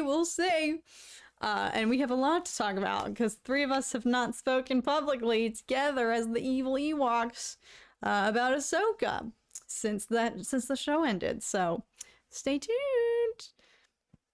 Do you watch Invincible? No, I freaking need I need to. I really want to very badly. Invincible and Arcane are 2 like animated series that I really want to watch and have obviously heard only good things. And I believe Invincible only has 1 season out right now, but a new one is coming, correct? I could be wrong. I could be very wrong. But that would be something easy for me to catch up on now, versus, if there were already like 5 seasons. I could be wrong though. Correct me. Oh, yes, says Charlie, for episodes of Avatar. Maybe I'll do a watch party style reaction. Yeah, for those. That could be fun. Alex is already out here breaking the news. Okay, I guess I can share. Yeah, unfortunately, I don't think it was Tom. I think it was a ghost. I haven't heard or seen Zach in ages. Same.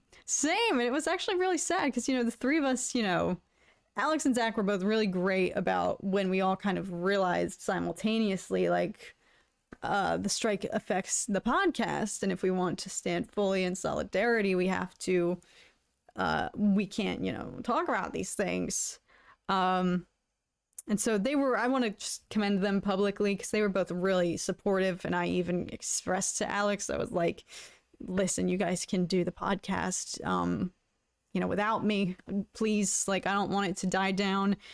Go for it. Like I won't be offended at all. And I can totally join in for any episodes where we just do like little tier lists, like I think Zach and I did for like 1 episode and then we just kind of stopped.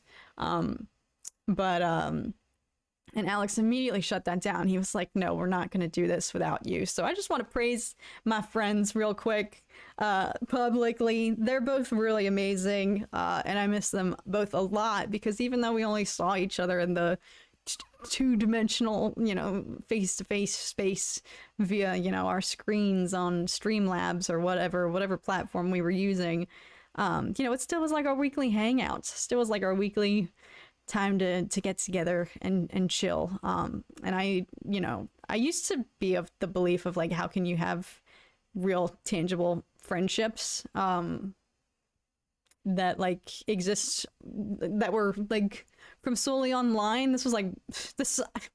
I say this in hindsight, knowing that this was like such a stupid belief, but I used to wonder like how. I just wonder how people can form such good friendships virtually.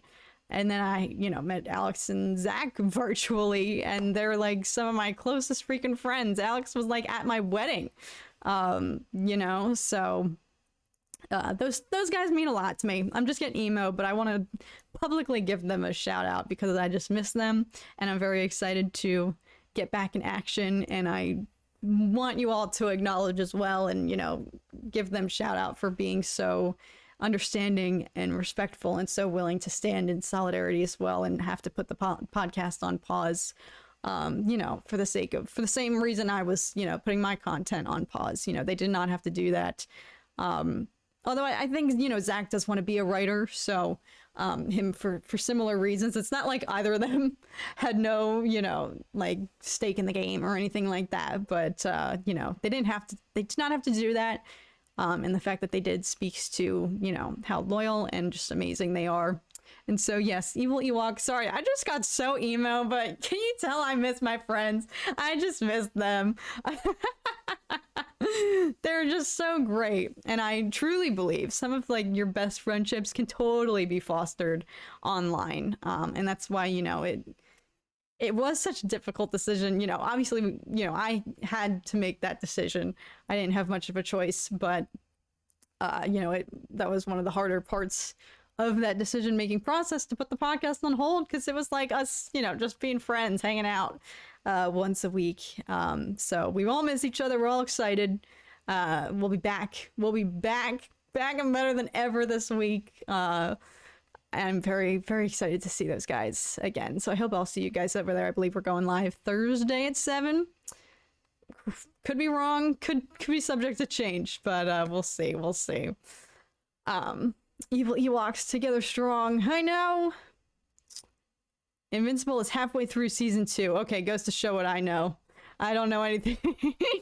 All right, so I lied. Okay, so it actually could be a good time to go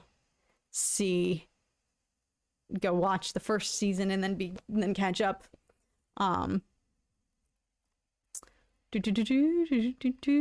are we? Tell you what I missed, the emoji rain. Ugh, I know, that was such a fun feature. Zach and I were like such children with that.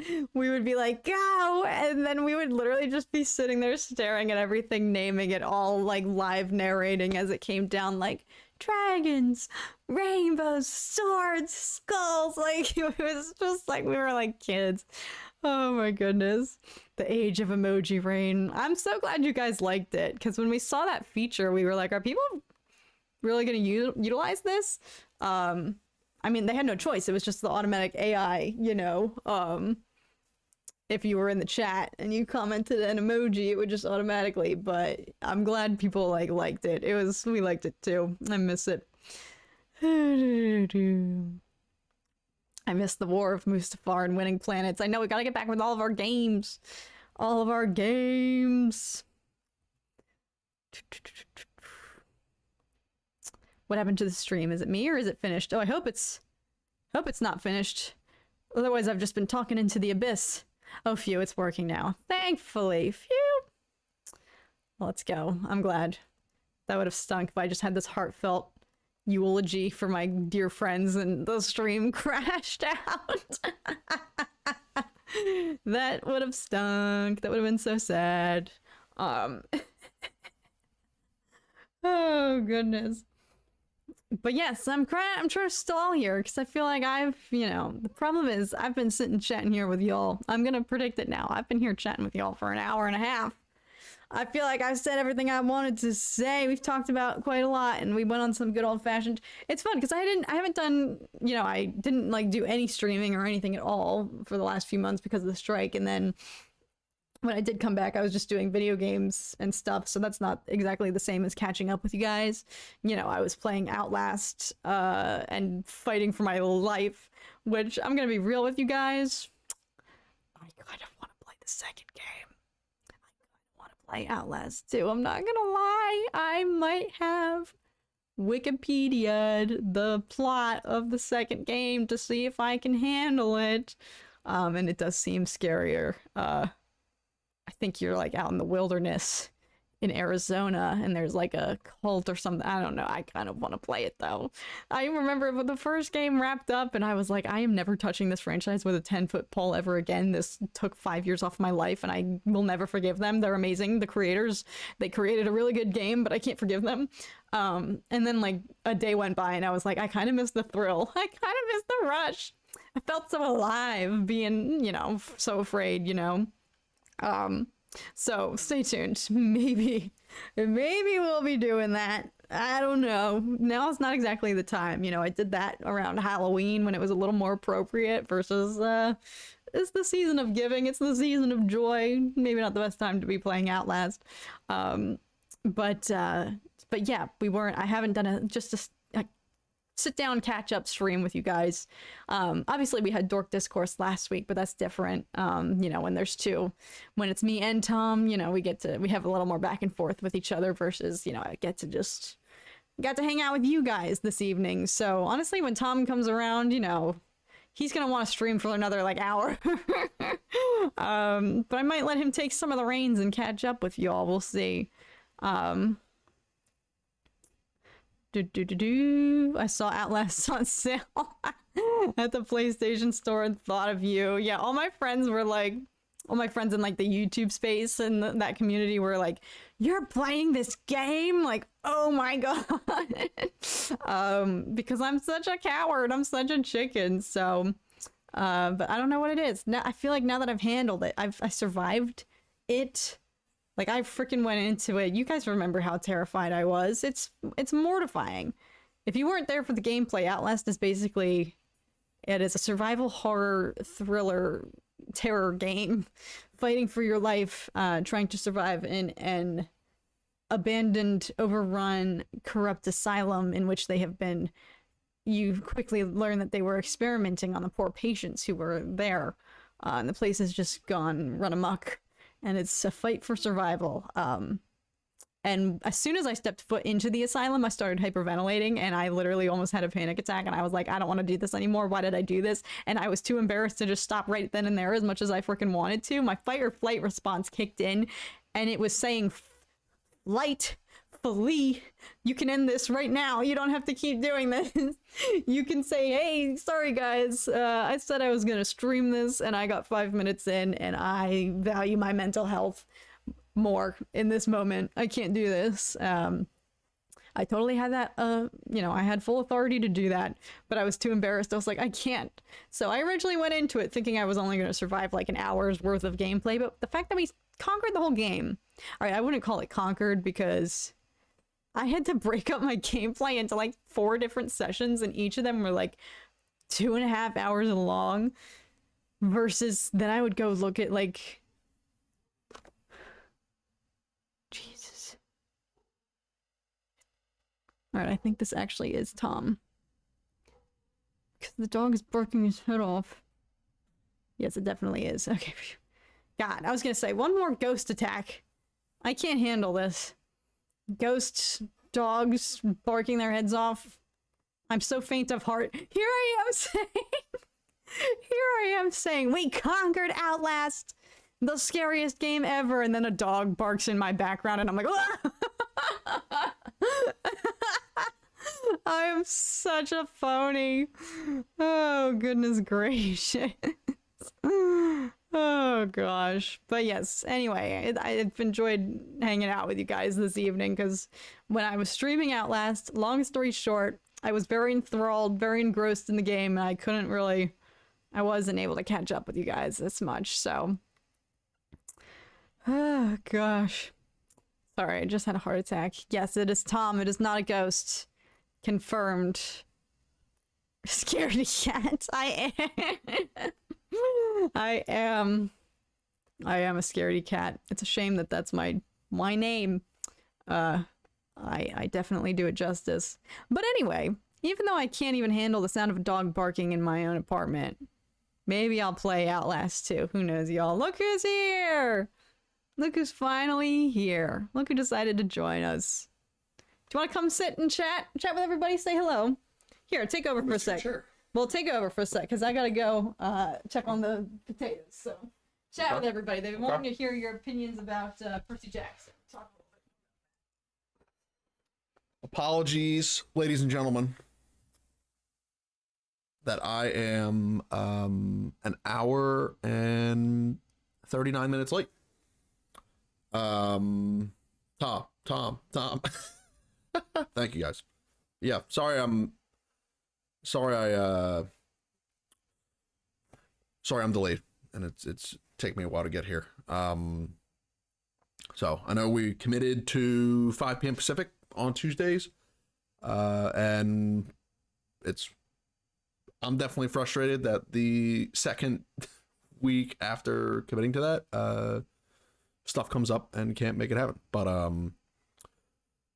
yeah, but anyway, I was listening to the last half hour, 45 minutes or so, and it seems like the conversation mainly was in regards to various sci-fi shows and whatnot that everybody is watching, favorite underrated sci-fi shows and things. So yeah, there's definitely some good shows. I mean, Raised Wide Wolves was pretty good.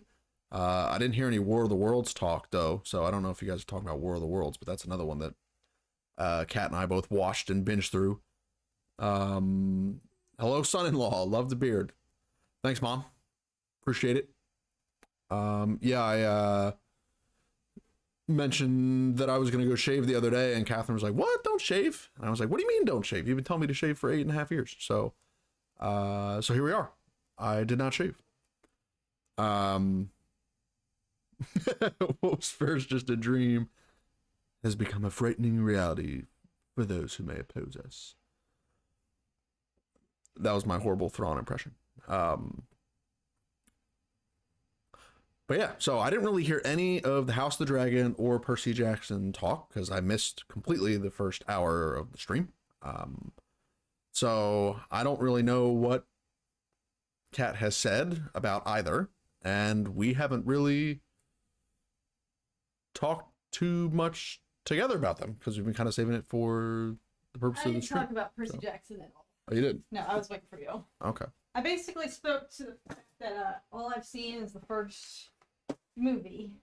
And I was shocked to see... I see why there was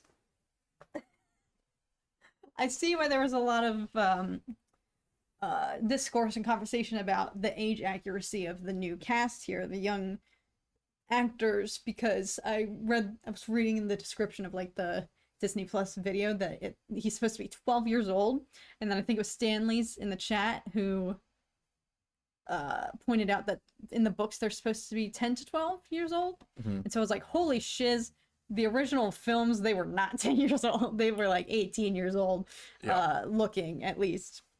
So I know you had, I don't know, I wanted to hear more about you. You had more thoughts when you saw the trailer than I did, I feel like. Yeah, well, you also didn't read the books, right? Exactly. So that's why I was waiting for you. Yeah, so you didn't really have any vetted interest in this thing, but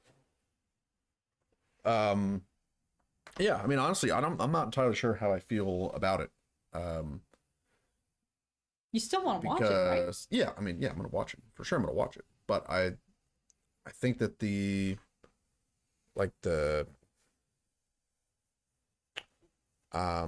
age of characters is interesting because like when you're reading the books, they have very serious tones, and I almost feel like, yeah, it mentions that the kids are literally 10 to 12 by age, but the way that the books are written and the way that they are like just the I don't know if it's the inner monologue or the inner dialogue, but the way that they're set up, it when you're reading it, it doesn't seem like they're 10 or 12. You seem like, oh wow, these kids are actually really mature, they're a lot older. But when you see it, like looking at how young the kids actually are in the trailer, like my first thought was like, wow, they actually look kind of like too young almost. Oh, really?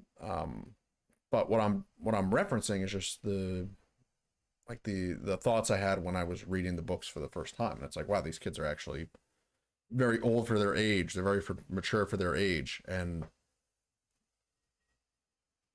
I guess that's because you're also you're reading it through your own voice. And even like, I mean, when I read the books, I was what, in earliest 6th grade. So how old are you in 6th grade?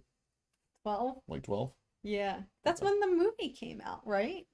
No, you would have No. been in 7th grade. I think the No, movie, the movie came came out. out. The movie came out when I was After. in 6th grade. Did it? Yeah, the first film I think was like 2010. Was it? I think so. Interesting. Yeah, I don't know.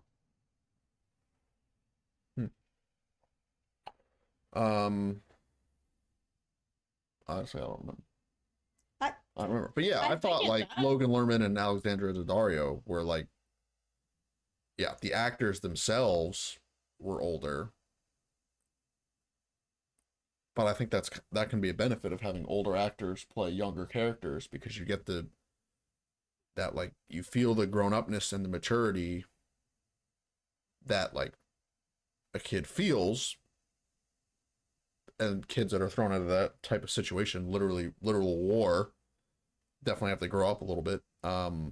Which might make it more like shocking to see they're so young. Yeah. Like I think that might heighten the miraculousness of their talents or whatnot. Yeah. Like, their bravery. Yeah. I don't know. I mean, I guess it's the equivalent of when you watch Harry Potter, like the first one versus the last one when they're completely older, you know, like it's very impressive seeing their bravery and how mature they were in Sorcerer's Stone versus they're way more hardened and jaded by the time they get to the end because they've seen some shiz, you know. Yeah. Yeah. Yeah, it's interesting. Very interesting. And I'm not sure exactly how I feel about it. Yeah, I mean, essentially to summarize the books, it's 5 books and it's all about the Greek gods existing in the real world, and all these kids, the demigods, who have one parent is a regular human and the other parent is a Greek god. And so you have the demigods, the half-bloods, who are living both the worlds, the side of the world of humans, and then also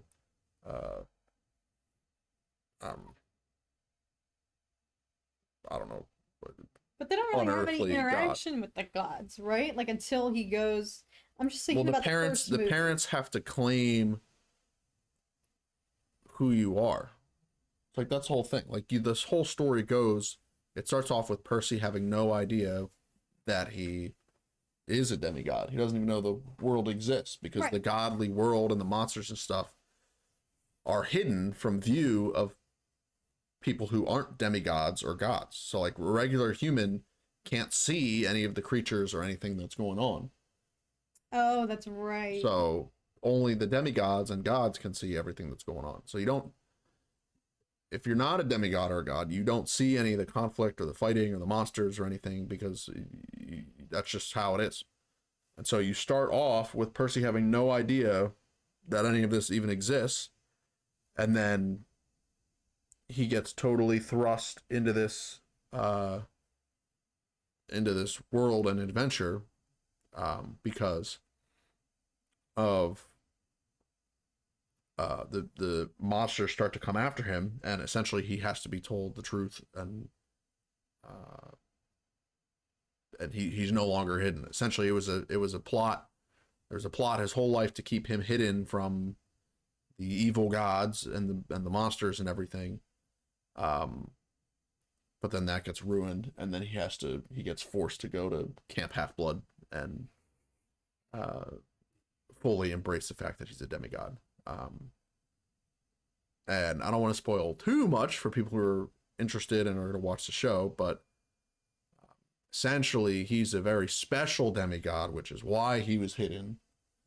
And he's kind of first of his kind, shall you speak. So when he shows up to Camp Half-Blood and it's announced who he truly is, it's a really big deal.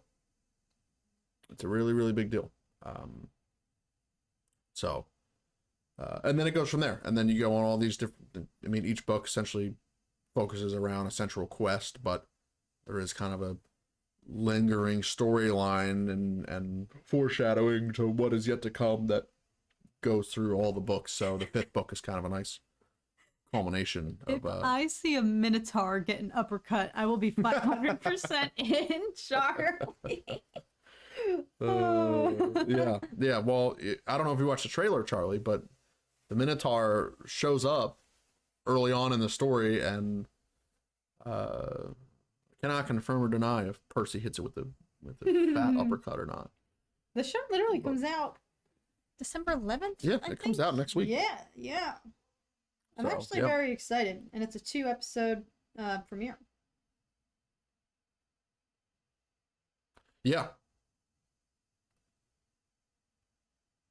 The author, Stanley, good point. Yeah, the author has a ton of other books that spawn off of this. So this was kind of his main, like his big break, if that's how you can phrase it. And I've actually met him, so that's kind of cool.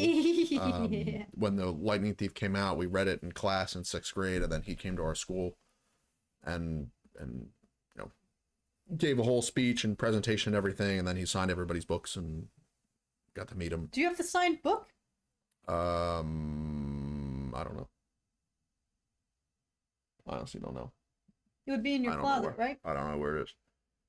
But yeah, he's from Texas, and I was in middle school in Texas, so... or he's from Texas, and I was in school in Texas, so...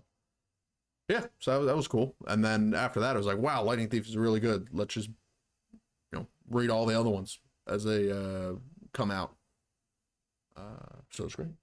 So like that paired with like Avatar: The Last Airbender, those were 2 big hitters for the younger version of myself, for sure. Yes, so the Renaissance is happening. Oh yeah. So yeah, if anybody isn't aware of the story or the world or anything, it's definitely very cool and very well put together, and he's super directly involved with the show and the casting and everything. So isn't Texas full of cowboys? Yeah, Alice, I am a cowboy. So yeah, he's super involved with the production and everything. So should be good. So yeah, I thought the trailer was didn't reveal too much. So even watching it, I was like just having to like think back about what actually happens, because I haven't read the book or seen the original movie or anything in years. So even I was trying to remember exactly how it starts and what the other characters are, and I know we were debating like that, but even like talking about it now, I'm starting to put way more pieces together. Were we debating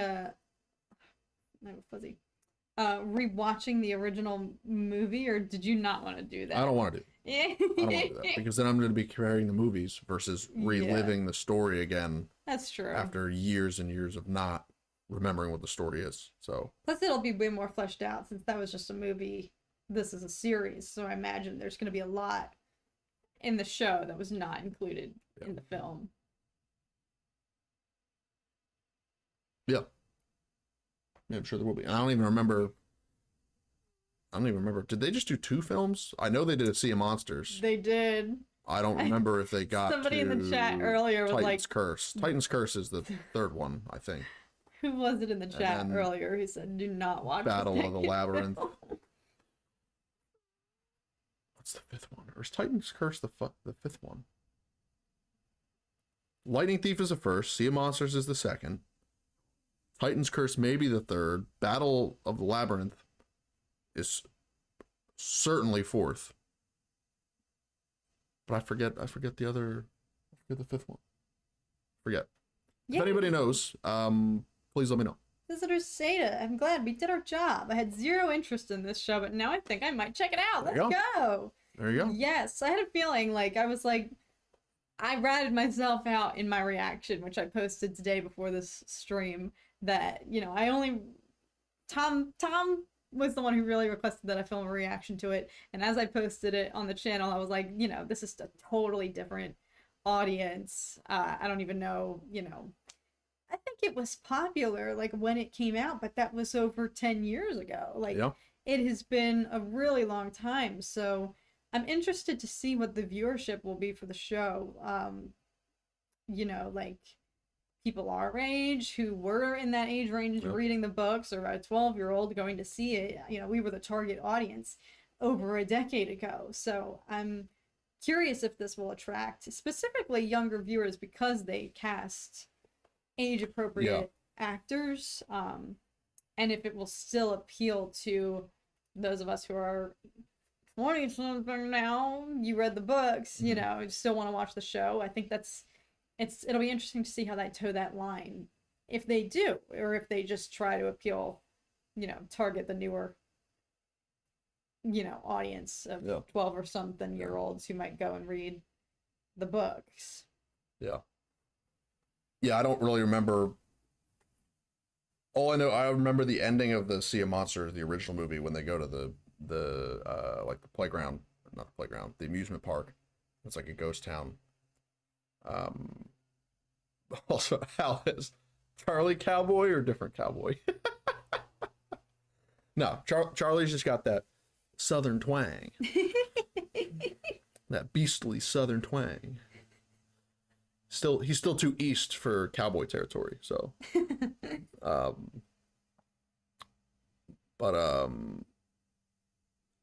yeah, Charlie, yeah, definitely recommend checking out the audiobook if they have it. And I remember in 6th grade we actually listened to the audiobook. We didn't like, we read it but the audiobook was playing, so we'd like follow along with our books That's while the audiobook was playing. Smart on your teacher's behalf. So, yeah. Then everyone listens versus when you do popcorn reading, and then it's like you're not actually even listening to the book because you're just reading ahead, trying to gauge when you're going to go next, and so you're reading the pages where you think you're going to be reading, so you don't screw anything up, and then you're just nervous and not actually enjoying the material. Versus audiobook narrators actually have it's actually a complex job, like really bringing it to life in a way that doesn't necessarily sound like you're listening to, like, Jesus. All these slammings and loud noises and the dog barking have been going on like all stream, and you just let it get to you and derail the stream. I do. Don't let it get to you. It's scary. It's not scary. If they come in here, they're gonna get their ass kicked. So not by me. Anyway, Alice, we can clarify for you. So there are 5 books. The author, it's a 5-book series. You got The Lightning Thief, Sea of Monsters, maybe Titan's Curse. Well, we got technology. Let's look it up. Let's look up. I'll confirm it for you. That way I don't just make stuff up. Percy Jackson books.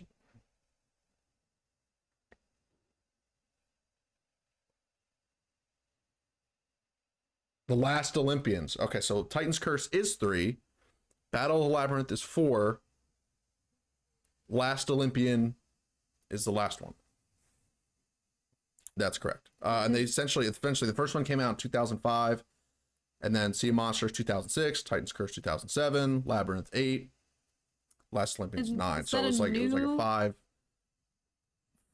5 years of it took for all the books to come out. Is this a new spin-off that just came out in 2023, The Chalice of the Gods? I guess so. Yeah, look at that. Yeah, apparently there's a new book. I don't know anything about that. So originally there was 5 books, at least when everything originally came out, and then they made a movie for The Lightning Thief, and Logan Lerman was Percy, and Alexandra Daddario was Annabeth. I forget Grover's actor's name, but essentially they're the trio. They're the main 3. And yeah, so they made a movie for The Lightning Thief, the first book, and then for the Sea of Monsters, the second book. So there's the only two movies that exist. So now this show is taking place, I think it's covering just the first book, right? Is that what it's think doing? so. At least the first season is just the first book, or whatever it is. What's the show? What's the show even called? Is it called The Lightning Thief, or is it just called Percy Jackson and the Olympians, I believe. Okay. Okay. Okay.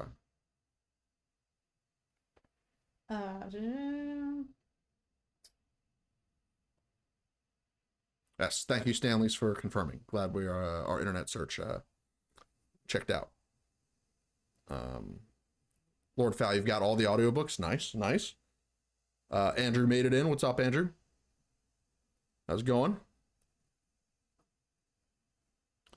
The Disney Plus series begins with the first book in the series, The Lightning Thieves, in which Percy is just 12 years old. Mm-hmm. Last year, I can't talk anymore. Last year, Riordan said that the idea for the show is to tackle one book per season, and he's crossing his fingers that they can complete the story. Okay. So it really would kind of be like somebody equated it to like the mythological Harry Potter. It kind of would be like that, because the actors right now are very young, you know, by the time they were finish the show. Yeah. Yeah, that'll be good. I think that'll be great if they can do it. And yeah, I mean, it's a great story through and through. I think it only, with each book, the world gets bigger, the story grows, the impacts, the stakes are higher, they're raised with every book. So all in all, it's a really well done 5-book series. So yeah, so I would recommend it. I'm definitely curious to see how the show pans out.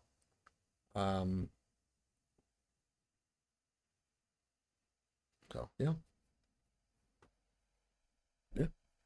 I don't know if I really have anything else. No, I didn't. To add on top of that, in really regard much to the Percy Jackson show, but yeah, seems like a lot of people are interested, which is great. Okay, so Stanley's got a summary of the latest book. Okay, so in order for Percy to go to university, he needs 3 recommendations from the gods to get in. Has to do quests, 1 per recommend. First, recover the chalice of Ganymede. Interesting.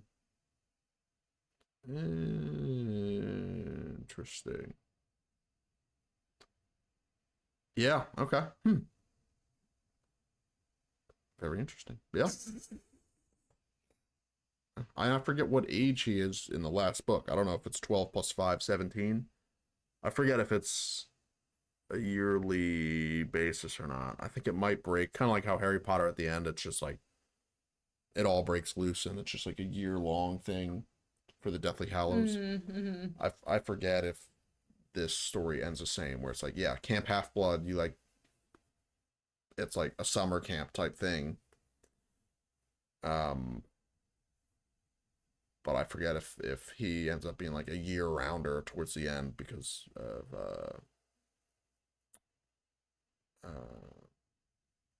because it's too dangerous for him to leave the grounds. I do want to ask you about a casting choice that I saw get some attention on Twitter, and even I was shocked to see this person in the trailer. And you know who Lin-Manuel Miranda is, right? No. You recognize him. He was in Hamilton. Oh, yes. Okay, yeah. I'm trying to think of what you would have seen him just in. Hamilton. He does a lot of musical movies, so you probably wouldn't have actually seen any of them. He was in The Rise of Skywalker. Okay, I'll look into that later. He must have had a background role or something, like a little cameo. But who is he playing in the Percy Jackson show?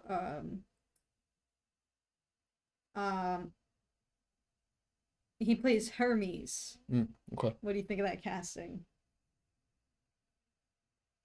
Or do you need a refresher? Is the show going to be a refresher for you? It's gonna be a total refresher. I mean, Hermes is pretty significant. I mean, he's the messenger god, so he essentially is the bridge of communication between the gods and their demigods for the most part. Like, he's like the mailman of the god universe. So. I think he'll be good for that. I really love Lin-Manuel Miranda, and he is actually really, I don't know, I feel like it'll be a good comedic relief type situation. Yeah, that's kind of his roles in the book too. He is really good. From what I recall. I haven't finished the show, but I really love him in shout out to my friend Lauren, who you guys remember from she was, if you watched a couple years ago now, it was Nerd Theory, Nerd Council, when he had some other guests on, and my friend I met Lauren through that, and she got me hooked on his Dark Materials, and he's in that. Lin-Manuel Miranda is in that show, and he's really, really good. So I'm excited. Oh, by the way, go Eagles! Josh, you remember? Yeah, at the beginning of the stream while you weren't here, I was having everyone manifest a Birds dub this weekend. And also, go Army, beat Navy, baby. So, big football weekend. Oh, that's right. Yeah, because that's Sunday. Yeah, it's a big football weekend. Back days, yeah. So actually, this is a message for members. Yeah. I was going to try to schedule a members only stream this weekend. However, we had a request for not this Sunday, and Charlie mentioned Sundays work best for him, so we might push it to next weekend, next Sunday. Keep it tentative, and if you want to join between now and then, shameless plug, memberships. We're doing a big, long overdue, probably 4+ hours members only stream next weekend. So I never promote myself or memberships. I'm really bad about it. And but if you're interested, and who knows, I've been thinking about maybe doing like members only like gameplay or something, because I told you guys that I was maybe gonna want to do Outlast 2, but maybe I'll like make that members only, and then I don't know. We'll see. Who knows? But yes, Sean, I see you with your little cheeky jab there. Yes. Technically, the Eagles got owned worse, so and it was at home. The Cowboys at least went to San Francisco and got demolished. The 49ers flew all the way across the country to the cold and whooped you at home. So I just love that their defense is, we only beat them last year in the Super Bowl run because their main franchise quarterback was out, but like, Eagles won a Super Bowl with our backup QB. That's all I'm gonna say. All right. They like to cling on to what was your first string QB doing now? He's off hunting, not playing football anywhere. Carson Wentz? Yeah. Who knows he's living his best life. He's living his best life. Just let him live. Nick Foles should have been the primary. Anyway, we don't. This isn't a football team. What do you guys think? Should we do sports streams? We can do sports watch along. Actually, stay tuned, everybody. I'm sure some of you are fans. We can wrap it up shortly, but before we do, well, we didn't even talk about House of the Dragon. I talked a lot about House of the Dragon. Okay, you can talk a little bit, but I didn't hear any House of the Dragon. Stay tuned, everybody, because Tom is, I think he's going to film a reaction. I'm going to hold you accountable now. Yeah, You made me film a Percy Jackson. I'm going to make you do it. At least I think you should. Tom will film a reaction to the latest GTA 5 teaser. 6. Holy shnikes. 5 came out 10 years ago. GTA 6 trailer that just came out. So if you guys are GTA fans, stay tuned. Tom might be filming his reaction to the trailer. I'll put it on McBots, the yes, it will not be on this channel. It will be over on his channel. Yeah. I'll share it when he posts it, but stay tuned. Yeah. But yes, what do you want to, in regards to House of the Dragon, what were our main talking points? I don't know, just how all out bloodbath it's gonna be. Somebody made a good point that we talked about for a bit, that the show is kind of really framed in a way that you're kind of meant to root for Team Black, but the books, however, really frame them equally bad. You know, there's fault on both sides, and it's not so biased necessarily. You know, pitching the Greens as the enemy. Which I thought was interesting, because you and I were going through the comments, and you had even remarked like, this person's Team Green, like what? And so I thought it was interesting that people are Team Greens.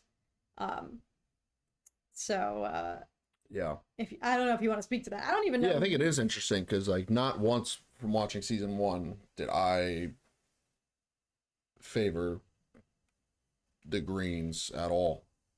Like Otto Hightower right out of the gate was some sleazebag, and Alicent was a I probably can't use some of those words on the show on this however, platform, but I have a soft spot there is for her, some not nice words to describe a sleazy women. Oh my god, I have a soft spot for her. She is kind of the exception to the rest of them being rotten because, you know, I found myself even saying, like, oh, it's not cool to go marry your best friend's dad. But it was Otto who... It was, yes, yeah, it was his, did totally. It all, yeah, so. He worked that. She really kind of had no choice, but yeah. I feel like she assumed a lot of the blame. And even Rhaenyra kind of targeted her and took it out on her when she really didn't have any autonomy there. She didn't have any free will. Yeah. And, you know, I look back on everything that's about to ensue. She actually, in her heart, doesn't believe, you know. I'm trying to stay grounded and sympathize with her because she actually doesn't believe that she has done any wrongdoing in usurping the throne. She wouldn't even use that word to describe what they're doing because she genuinely believes Viserys' last dying breath. That is also true. So it's hard to really vilify her when she, in her right mind, does not believe at all that she's doing the wrong thing. Now, granted, she had other nasty habits, like frickin' making Rhaenyra trudge up the stairs to go show the baby that it's not a blonde-haired Targaryen, like 2 seconds after she gave birth, you know? Like, she's not scot-free. And, you know, the choice to keep around Sir Criston after he brutally murdered, you know, Joffrey. Joffrey. His name was Joffrey. Laenor's flame, who was taunting Criston at Who's Laenor? Rhaenyra's husband, who framed his death so he could go free. Okay. But he was dating Joffrey, and he was Joffrey was chirping at Sir Criston on the wedding night, and Criston, that's who he freaking mutilated, and the choice to spare him by Alicent, you know, was interesting, but it's not all Mother Teresa. She's arming herself with someone that she know will freaking bust your skull in to protect her. So, you know, I'm not here to defend her and say she's all pure, but I keep trying to remind myself she actually doesn't think she's doing anything wrong. Yes. Yeah, that's a fair point. Why I'm curious to see how the Greens are going to come across if they're going to play the victim in season 2 and act as if every act of retaliation from Rhaenyra and her camp is like just uncalled for war crimes, because it'll all come down to how is Aemond going to retell the events that went down, or if there are witnesses who might say, like, what witnesses? There were 20,000 feet in the air in the lightning and thunderstorm. It all is going to come down to how is Aemond going to report back to them, if he's going to say, like, I intentionally did it, or it was an accident, or Lucerys instigated it and he was coming after me. If he's going to, like, paint it as if that would be believable, that you're riding the biggest dragon in the Seven Kingdoms, but little Lucerys was taunting you. But it's definitely going to be dependent on how is he going to retell the events. She's obviously going to be inclined to defend and believe her own child. So but also the way that she was like undermining Viserys while he was king to try and just secure power and go against his wishes, and all that sleazy political play that she and what she was doing and what was spreading into the rest of the cabinet. Like that's the stuff that makes me not. That is a good point. Like her. She basically was using his power when he was incapacitated. Yes.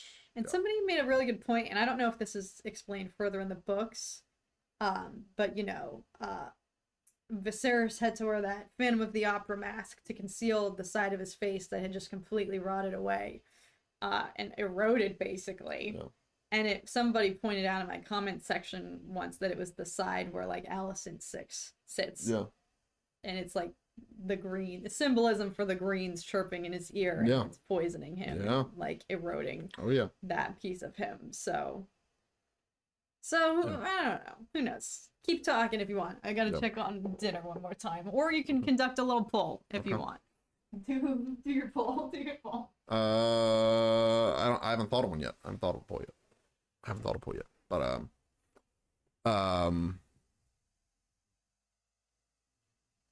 yeah. So I mean, it seems like there's some chatter going on in the chat in regards to the show. So it seems like at least most people have watched it. I know, Alice, you have something against not Matt Damon. Damon is his character's name. What's his name? Damon is the character name. Matt is his real life first name. What is his last name? I mean, I can't look at the chat because I need to think of it myself.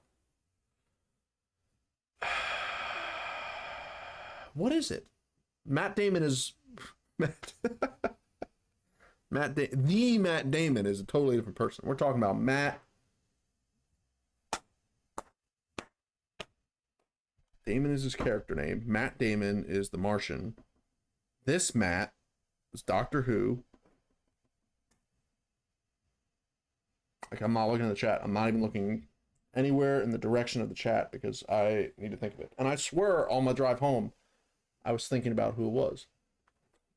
Who? Don't say it. Nope. Don't even look at the chat. Don't. They're all chirping. They're all spamming the name of the person I'm trying to think of, but I'm not looking, and you're not going to tell me what it is because I need to think of it myself. Initially, I said Matt Damon. You're on to something. But Damon is the character's name. Matt Damon is the Martian. And every other villain in every space movie that exists. Well, the Martian, he's not the villain. So you already... But then I almost said Matt Rife, but that's not it either. Matt Lantern. Are you trying to think of the actor's name? Yes.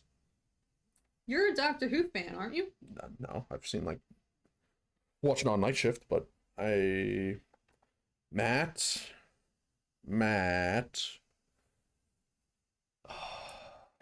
Think, Tom, think.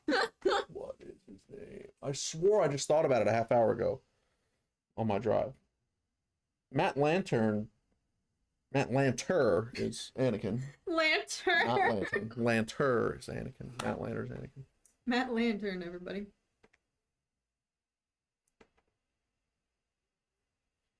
His first name is Matt, right? The actor? Okay, thank you. Matt. I'm in my head. I am only looking at his face. I'm only looking at his face, and he was Doctor Who, and he was rumored to be young Palpatine forever. Oh, yeah. Before Rise of Skywalker, I think.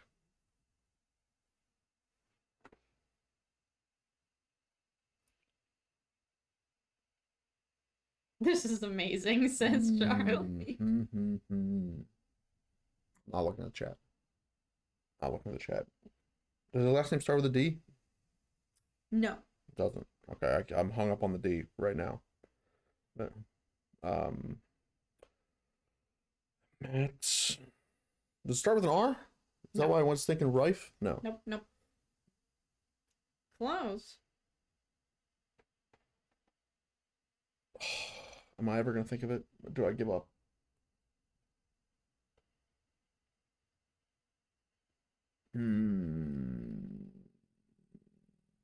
You're gonna see it if you do give up, and you're gonna realize it's one of the most basic Smith. It's Smith. It's Matt Smith. That's right. Matt Smith. Thanks for ruining it for me. Matt Smith. That's right. That is right. Okay, I'm looking at the chat. All right. Was people spelling like Smith? Charlie spelled it out for me. Thanks, Charlie. What about Matt Smith? Yep. Now that I'm back. Matt McElrath. Yep. That's one. Matt Gentry. Yep. Nice. Will Smith. Yep. There you go. All right. I love that you got Matt Damon, though. Technically. It is Matt technically. Damon. Yeah. Yeah, well, that's what I said. I thought Matt Damon first, and I was like, well, no, I just mashed it. You got the actor's name. But it's funny because Matt Damon is actually another person. Yeah. Just Oppenheimer too. I mean, the dude is in every movie. He's literally in every movie. Yeah. Name a movie without Matt Damon. He was going to be young Anakin. No, that was Leonardo DiCaprio. He was going to be 10-year-old Anakin. What about Matt Smith? Yes. What about Matt Smith? Why the heck were you trying to figure out his name for the last 5 minutes? What were you talking about?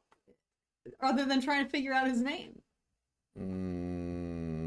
I forget.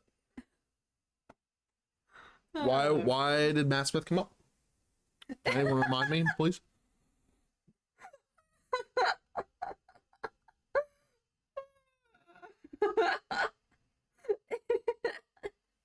Why have we been sitting here trying to guess that name for the past 5 minutes? He was in Morbius? Is that why he came up? No. Or just we weren't talking about other Morbius. career feats? I have no idea. We weren't even talking about other Game of Thrones actors. I guess you just said Matt Damon and then tried to figure out what his actual name was, but we weren't talking about Matt Damon. We weren't talking about Matt Smith, Matt Damon, Matt Rife, or anything. There was no context. We weren't even talking about Damon in the story. well, I have no clue why we started talking about Matt Smith. I have no clue. Don't look at me. Casting. Okay. Casting for what? What about casting?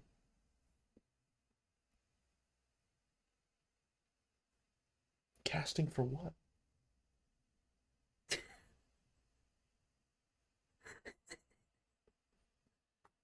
Casting for House of the Dragon?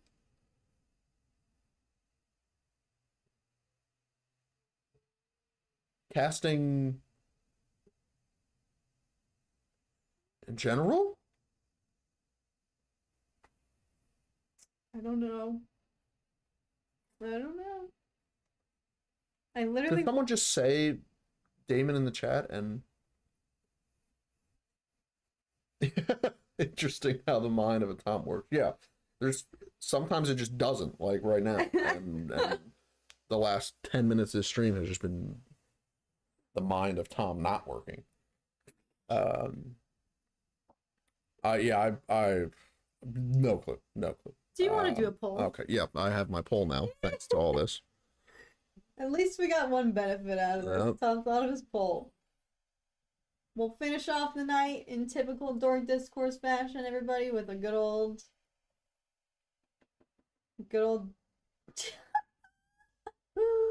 Oh my goodness.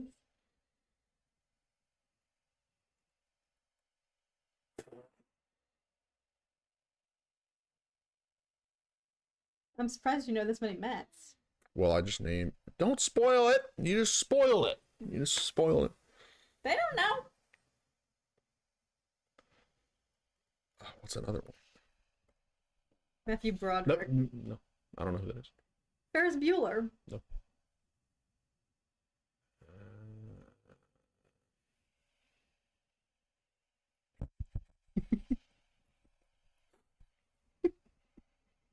How do you actually spell his last name? I know it's not close to that. Oh. I know it's not close to that. My God. Well, I should just start that. Oh no, that's pretty embarrassing. I'm gonna get roasted. But it's pretty funny. Oh, I should have known. I knew it was the CC. It's definitely not that. Just leave it. Show them how you spelled it. I'm acknowledging that it's wrong. I knew when I was typing it. I was like, this is everyone's wrong. Gonna know who it is. But I just need to do the phonetic hilarious. alphabet, sound it out to try and okay. All right, here we go. Yep, I'm just gonna send it. All right, everybody chime in. Y'all will definitely know who the last one is. Say it out loud. You'll know it. Yes, I fully acknowledge the last one was butchered, but I just typed in by sounding it out without spelling his last name properly. So. Wow. Okay. Matthew McConaughey? Y'all don't really... Y'all aren't fans? Maybe it's just because everybody doesn't know. Because everybody knows how to spell it properly, and I don't, and I just wung it. All right. Yeah. We gotta spread the Matthew McConaughey love in here. Y'all gotta watch Interstellar. Yeah. Although Matt Damon's in that too. Yeah. I always forget that he's in that movie as well. Yes, Alice, that's the proper spelling. That's correct. Yes, he's the MC, lowercase c, capital C, which is embarrassing because my last name takes the same cadence. So, yeah, honorable mention to Matthew Perry for sure. Yep. Yep. True. Honorable mention. Should probably throw him over Matt Rife, but I don't know why Matt Rife was the one that came into my head. Well, he's been in the cultural lexicon lately. Yeah. All right, we know Alice voted for Matthew McConaughey. Okay. All right. Okay. Matt Smith dominating. I don't even know who I would pick. Yeah, Matt Lanter, true. True. Feel free to write in as well. Phone in your answers too. What's this Q&A option? Can we just say favorite Matt and then people just type in a bunch of Matts? I don't know. We can find out next week. Yeah.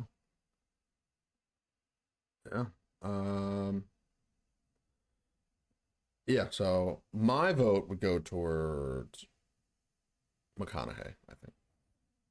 Either Damon or McConaughey. I agree. I like Matthew McConaughey. Yeah. That's probably what I would pick. All mainly because of Interstellar. Matthew McFadden. Oh, good choice, Matt LeBlanc. Yeah, that's true. Matt LeBlanc. That's true. Matt Stover. Yeah, Revenge of the Sith novel. Good point, Charlie. I also like Matthew Broderick from Ferris Bueller's Day Off. Who are other famous Matts? Now I just want to know. I'm sure there's some I'm forgetting. It's a famous Matt. fairly common name. I know. Dear. Favorite Matt, the doormat I wipe my dirty shoes on. Sean, you are a savage. All right. Matthew Lillard. That's a good one. He plays Shaggy. Oh. But he's also more famous for the Scream franchise, but I know you haven't watched those. Okay. Alright, lots of good Matts. Good name representation. Yeah. Well, shall we? Yeah. Matt Smith. I'm gonna cut it with Matt Smith in the lead. All right, well, we can have an actual poll. That was a dumb poll. No, that's the poll. That's the poll. That was a dumb You get one poll, alright? What? No, I got two. I got like three polls last time. Give me the stick. Let me make another poll. One more. Matthew Wood, General One Grievous. more, Yep, that's a good point. Yep, that's a good point. All right, yeah, we're doing one more. That wasn't a real poll. That was a fake poll. Okay. Start a Q&A. What is this? Say something. Maybe let's not try it. Okay. All right. Fine. I'll just do a regular poll. A regular old poll. I thought so hard about that one. Now I gotta think about another one. You don't even have an idea lined up. No, well, I'll think of it right now. We could do the standard one that we normally do.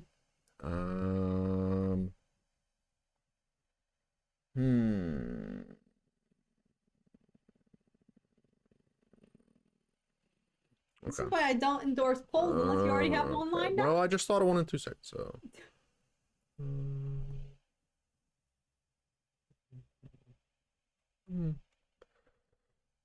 We should really just get a separate keyboard. I know. Okay. Yeah, we'll do a similar poll to what is standard on the Dork Discourse. So.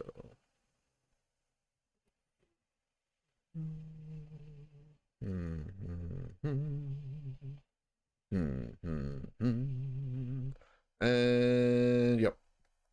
You might find Poll has started. Charlie, you're right. We're doing a third poll. No. 1 million Eagles versus the Sun, or 1 million Cowboys. We're doing another poll. Go Birds, baby. Birds can fly away from the sun. We'll do another poll. Cowboys have no choice. Yeah. 1 billion lions or the sun? Go. Debating for the next 2 hours. No. Even though we already had the answer. We already, as a team, came up. For some reason, Alice's poll answers don't show up. Rate the House of the Dragon trailer. Tier 1, 0 to 3. Tier 2, 4 to 6. Tier 3, 7 to 8. Tier 4, 9 to 10. 10 being the highest. Rating it out of 10, and that order goes from top down, so the last option is the most favorable. Yeah, so first option is the worst, last option is the best. Simply, what's up? I give it 3 Matt Smiths out of 9 Matt Dang. I don't even know how to calculate that. Yes. Yeah, interesting that the poll box is not showing up necessarily for everybody. That's strange. Yeah, I wonder if it's a weird glitch I wonder currently. if it's platform. I wonder if like if you're watching on a TV, I don't think you get the poll. If you're watching on obviously your computer, you get it. On the phone, I know you get it. Maybe if you're on a console watching, you might not get it. Or if you have a certain, maybe if you're watching through a browser or not the YouTube app, maybe it doesn't work. I'm not sure. I meant to click the 9 to 10. Yeah, it's interesting also that it doesn't let you change your votes. Yeah. Once you're locked in. It doesn't? I thought you could flip-flop. You I can't? thought you could, but I guess not. Maybe they changed it. I don't know. Maybe the YouTube votes are currently undergoing a new beta. Yeah. Okay. We'll see. Yeah, or maybe it's location-based. Like maybe Alice, since you're watching from Australia, for whatever reason, they haven't rolled the feature out to Australia yet. Well, that's a shame. Well, it's another possibility. Could be. I don't know why they would not roll it out to the people of Australia, but that's a possibility because I know that that's something that people do, something that companies do. So yeah.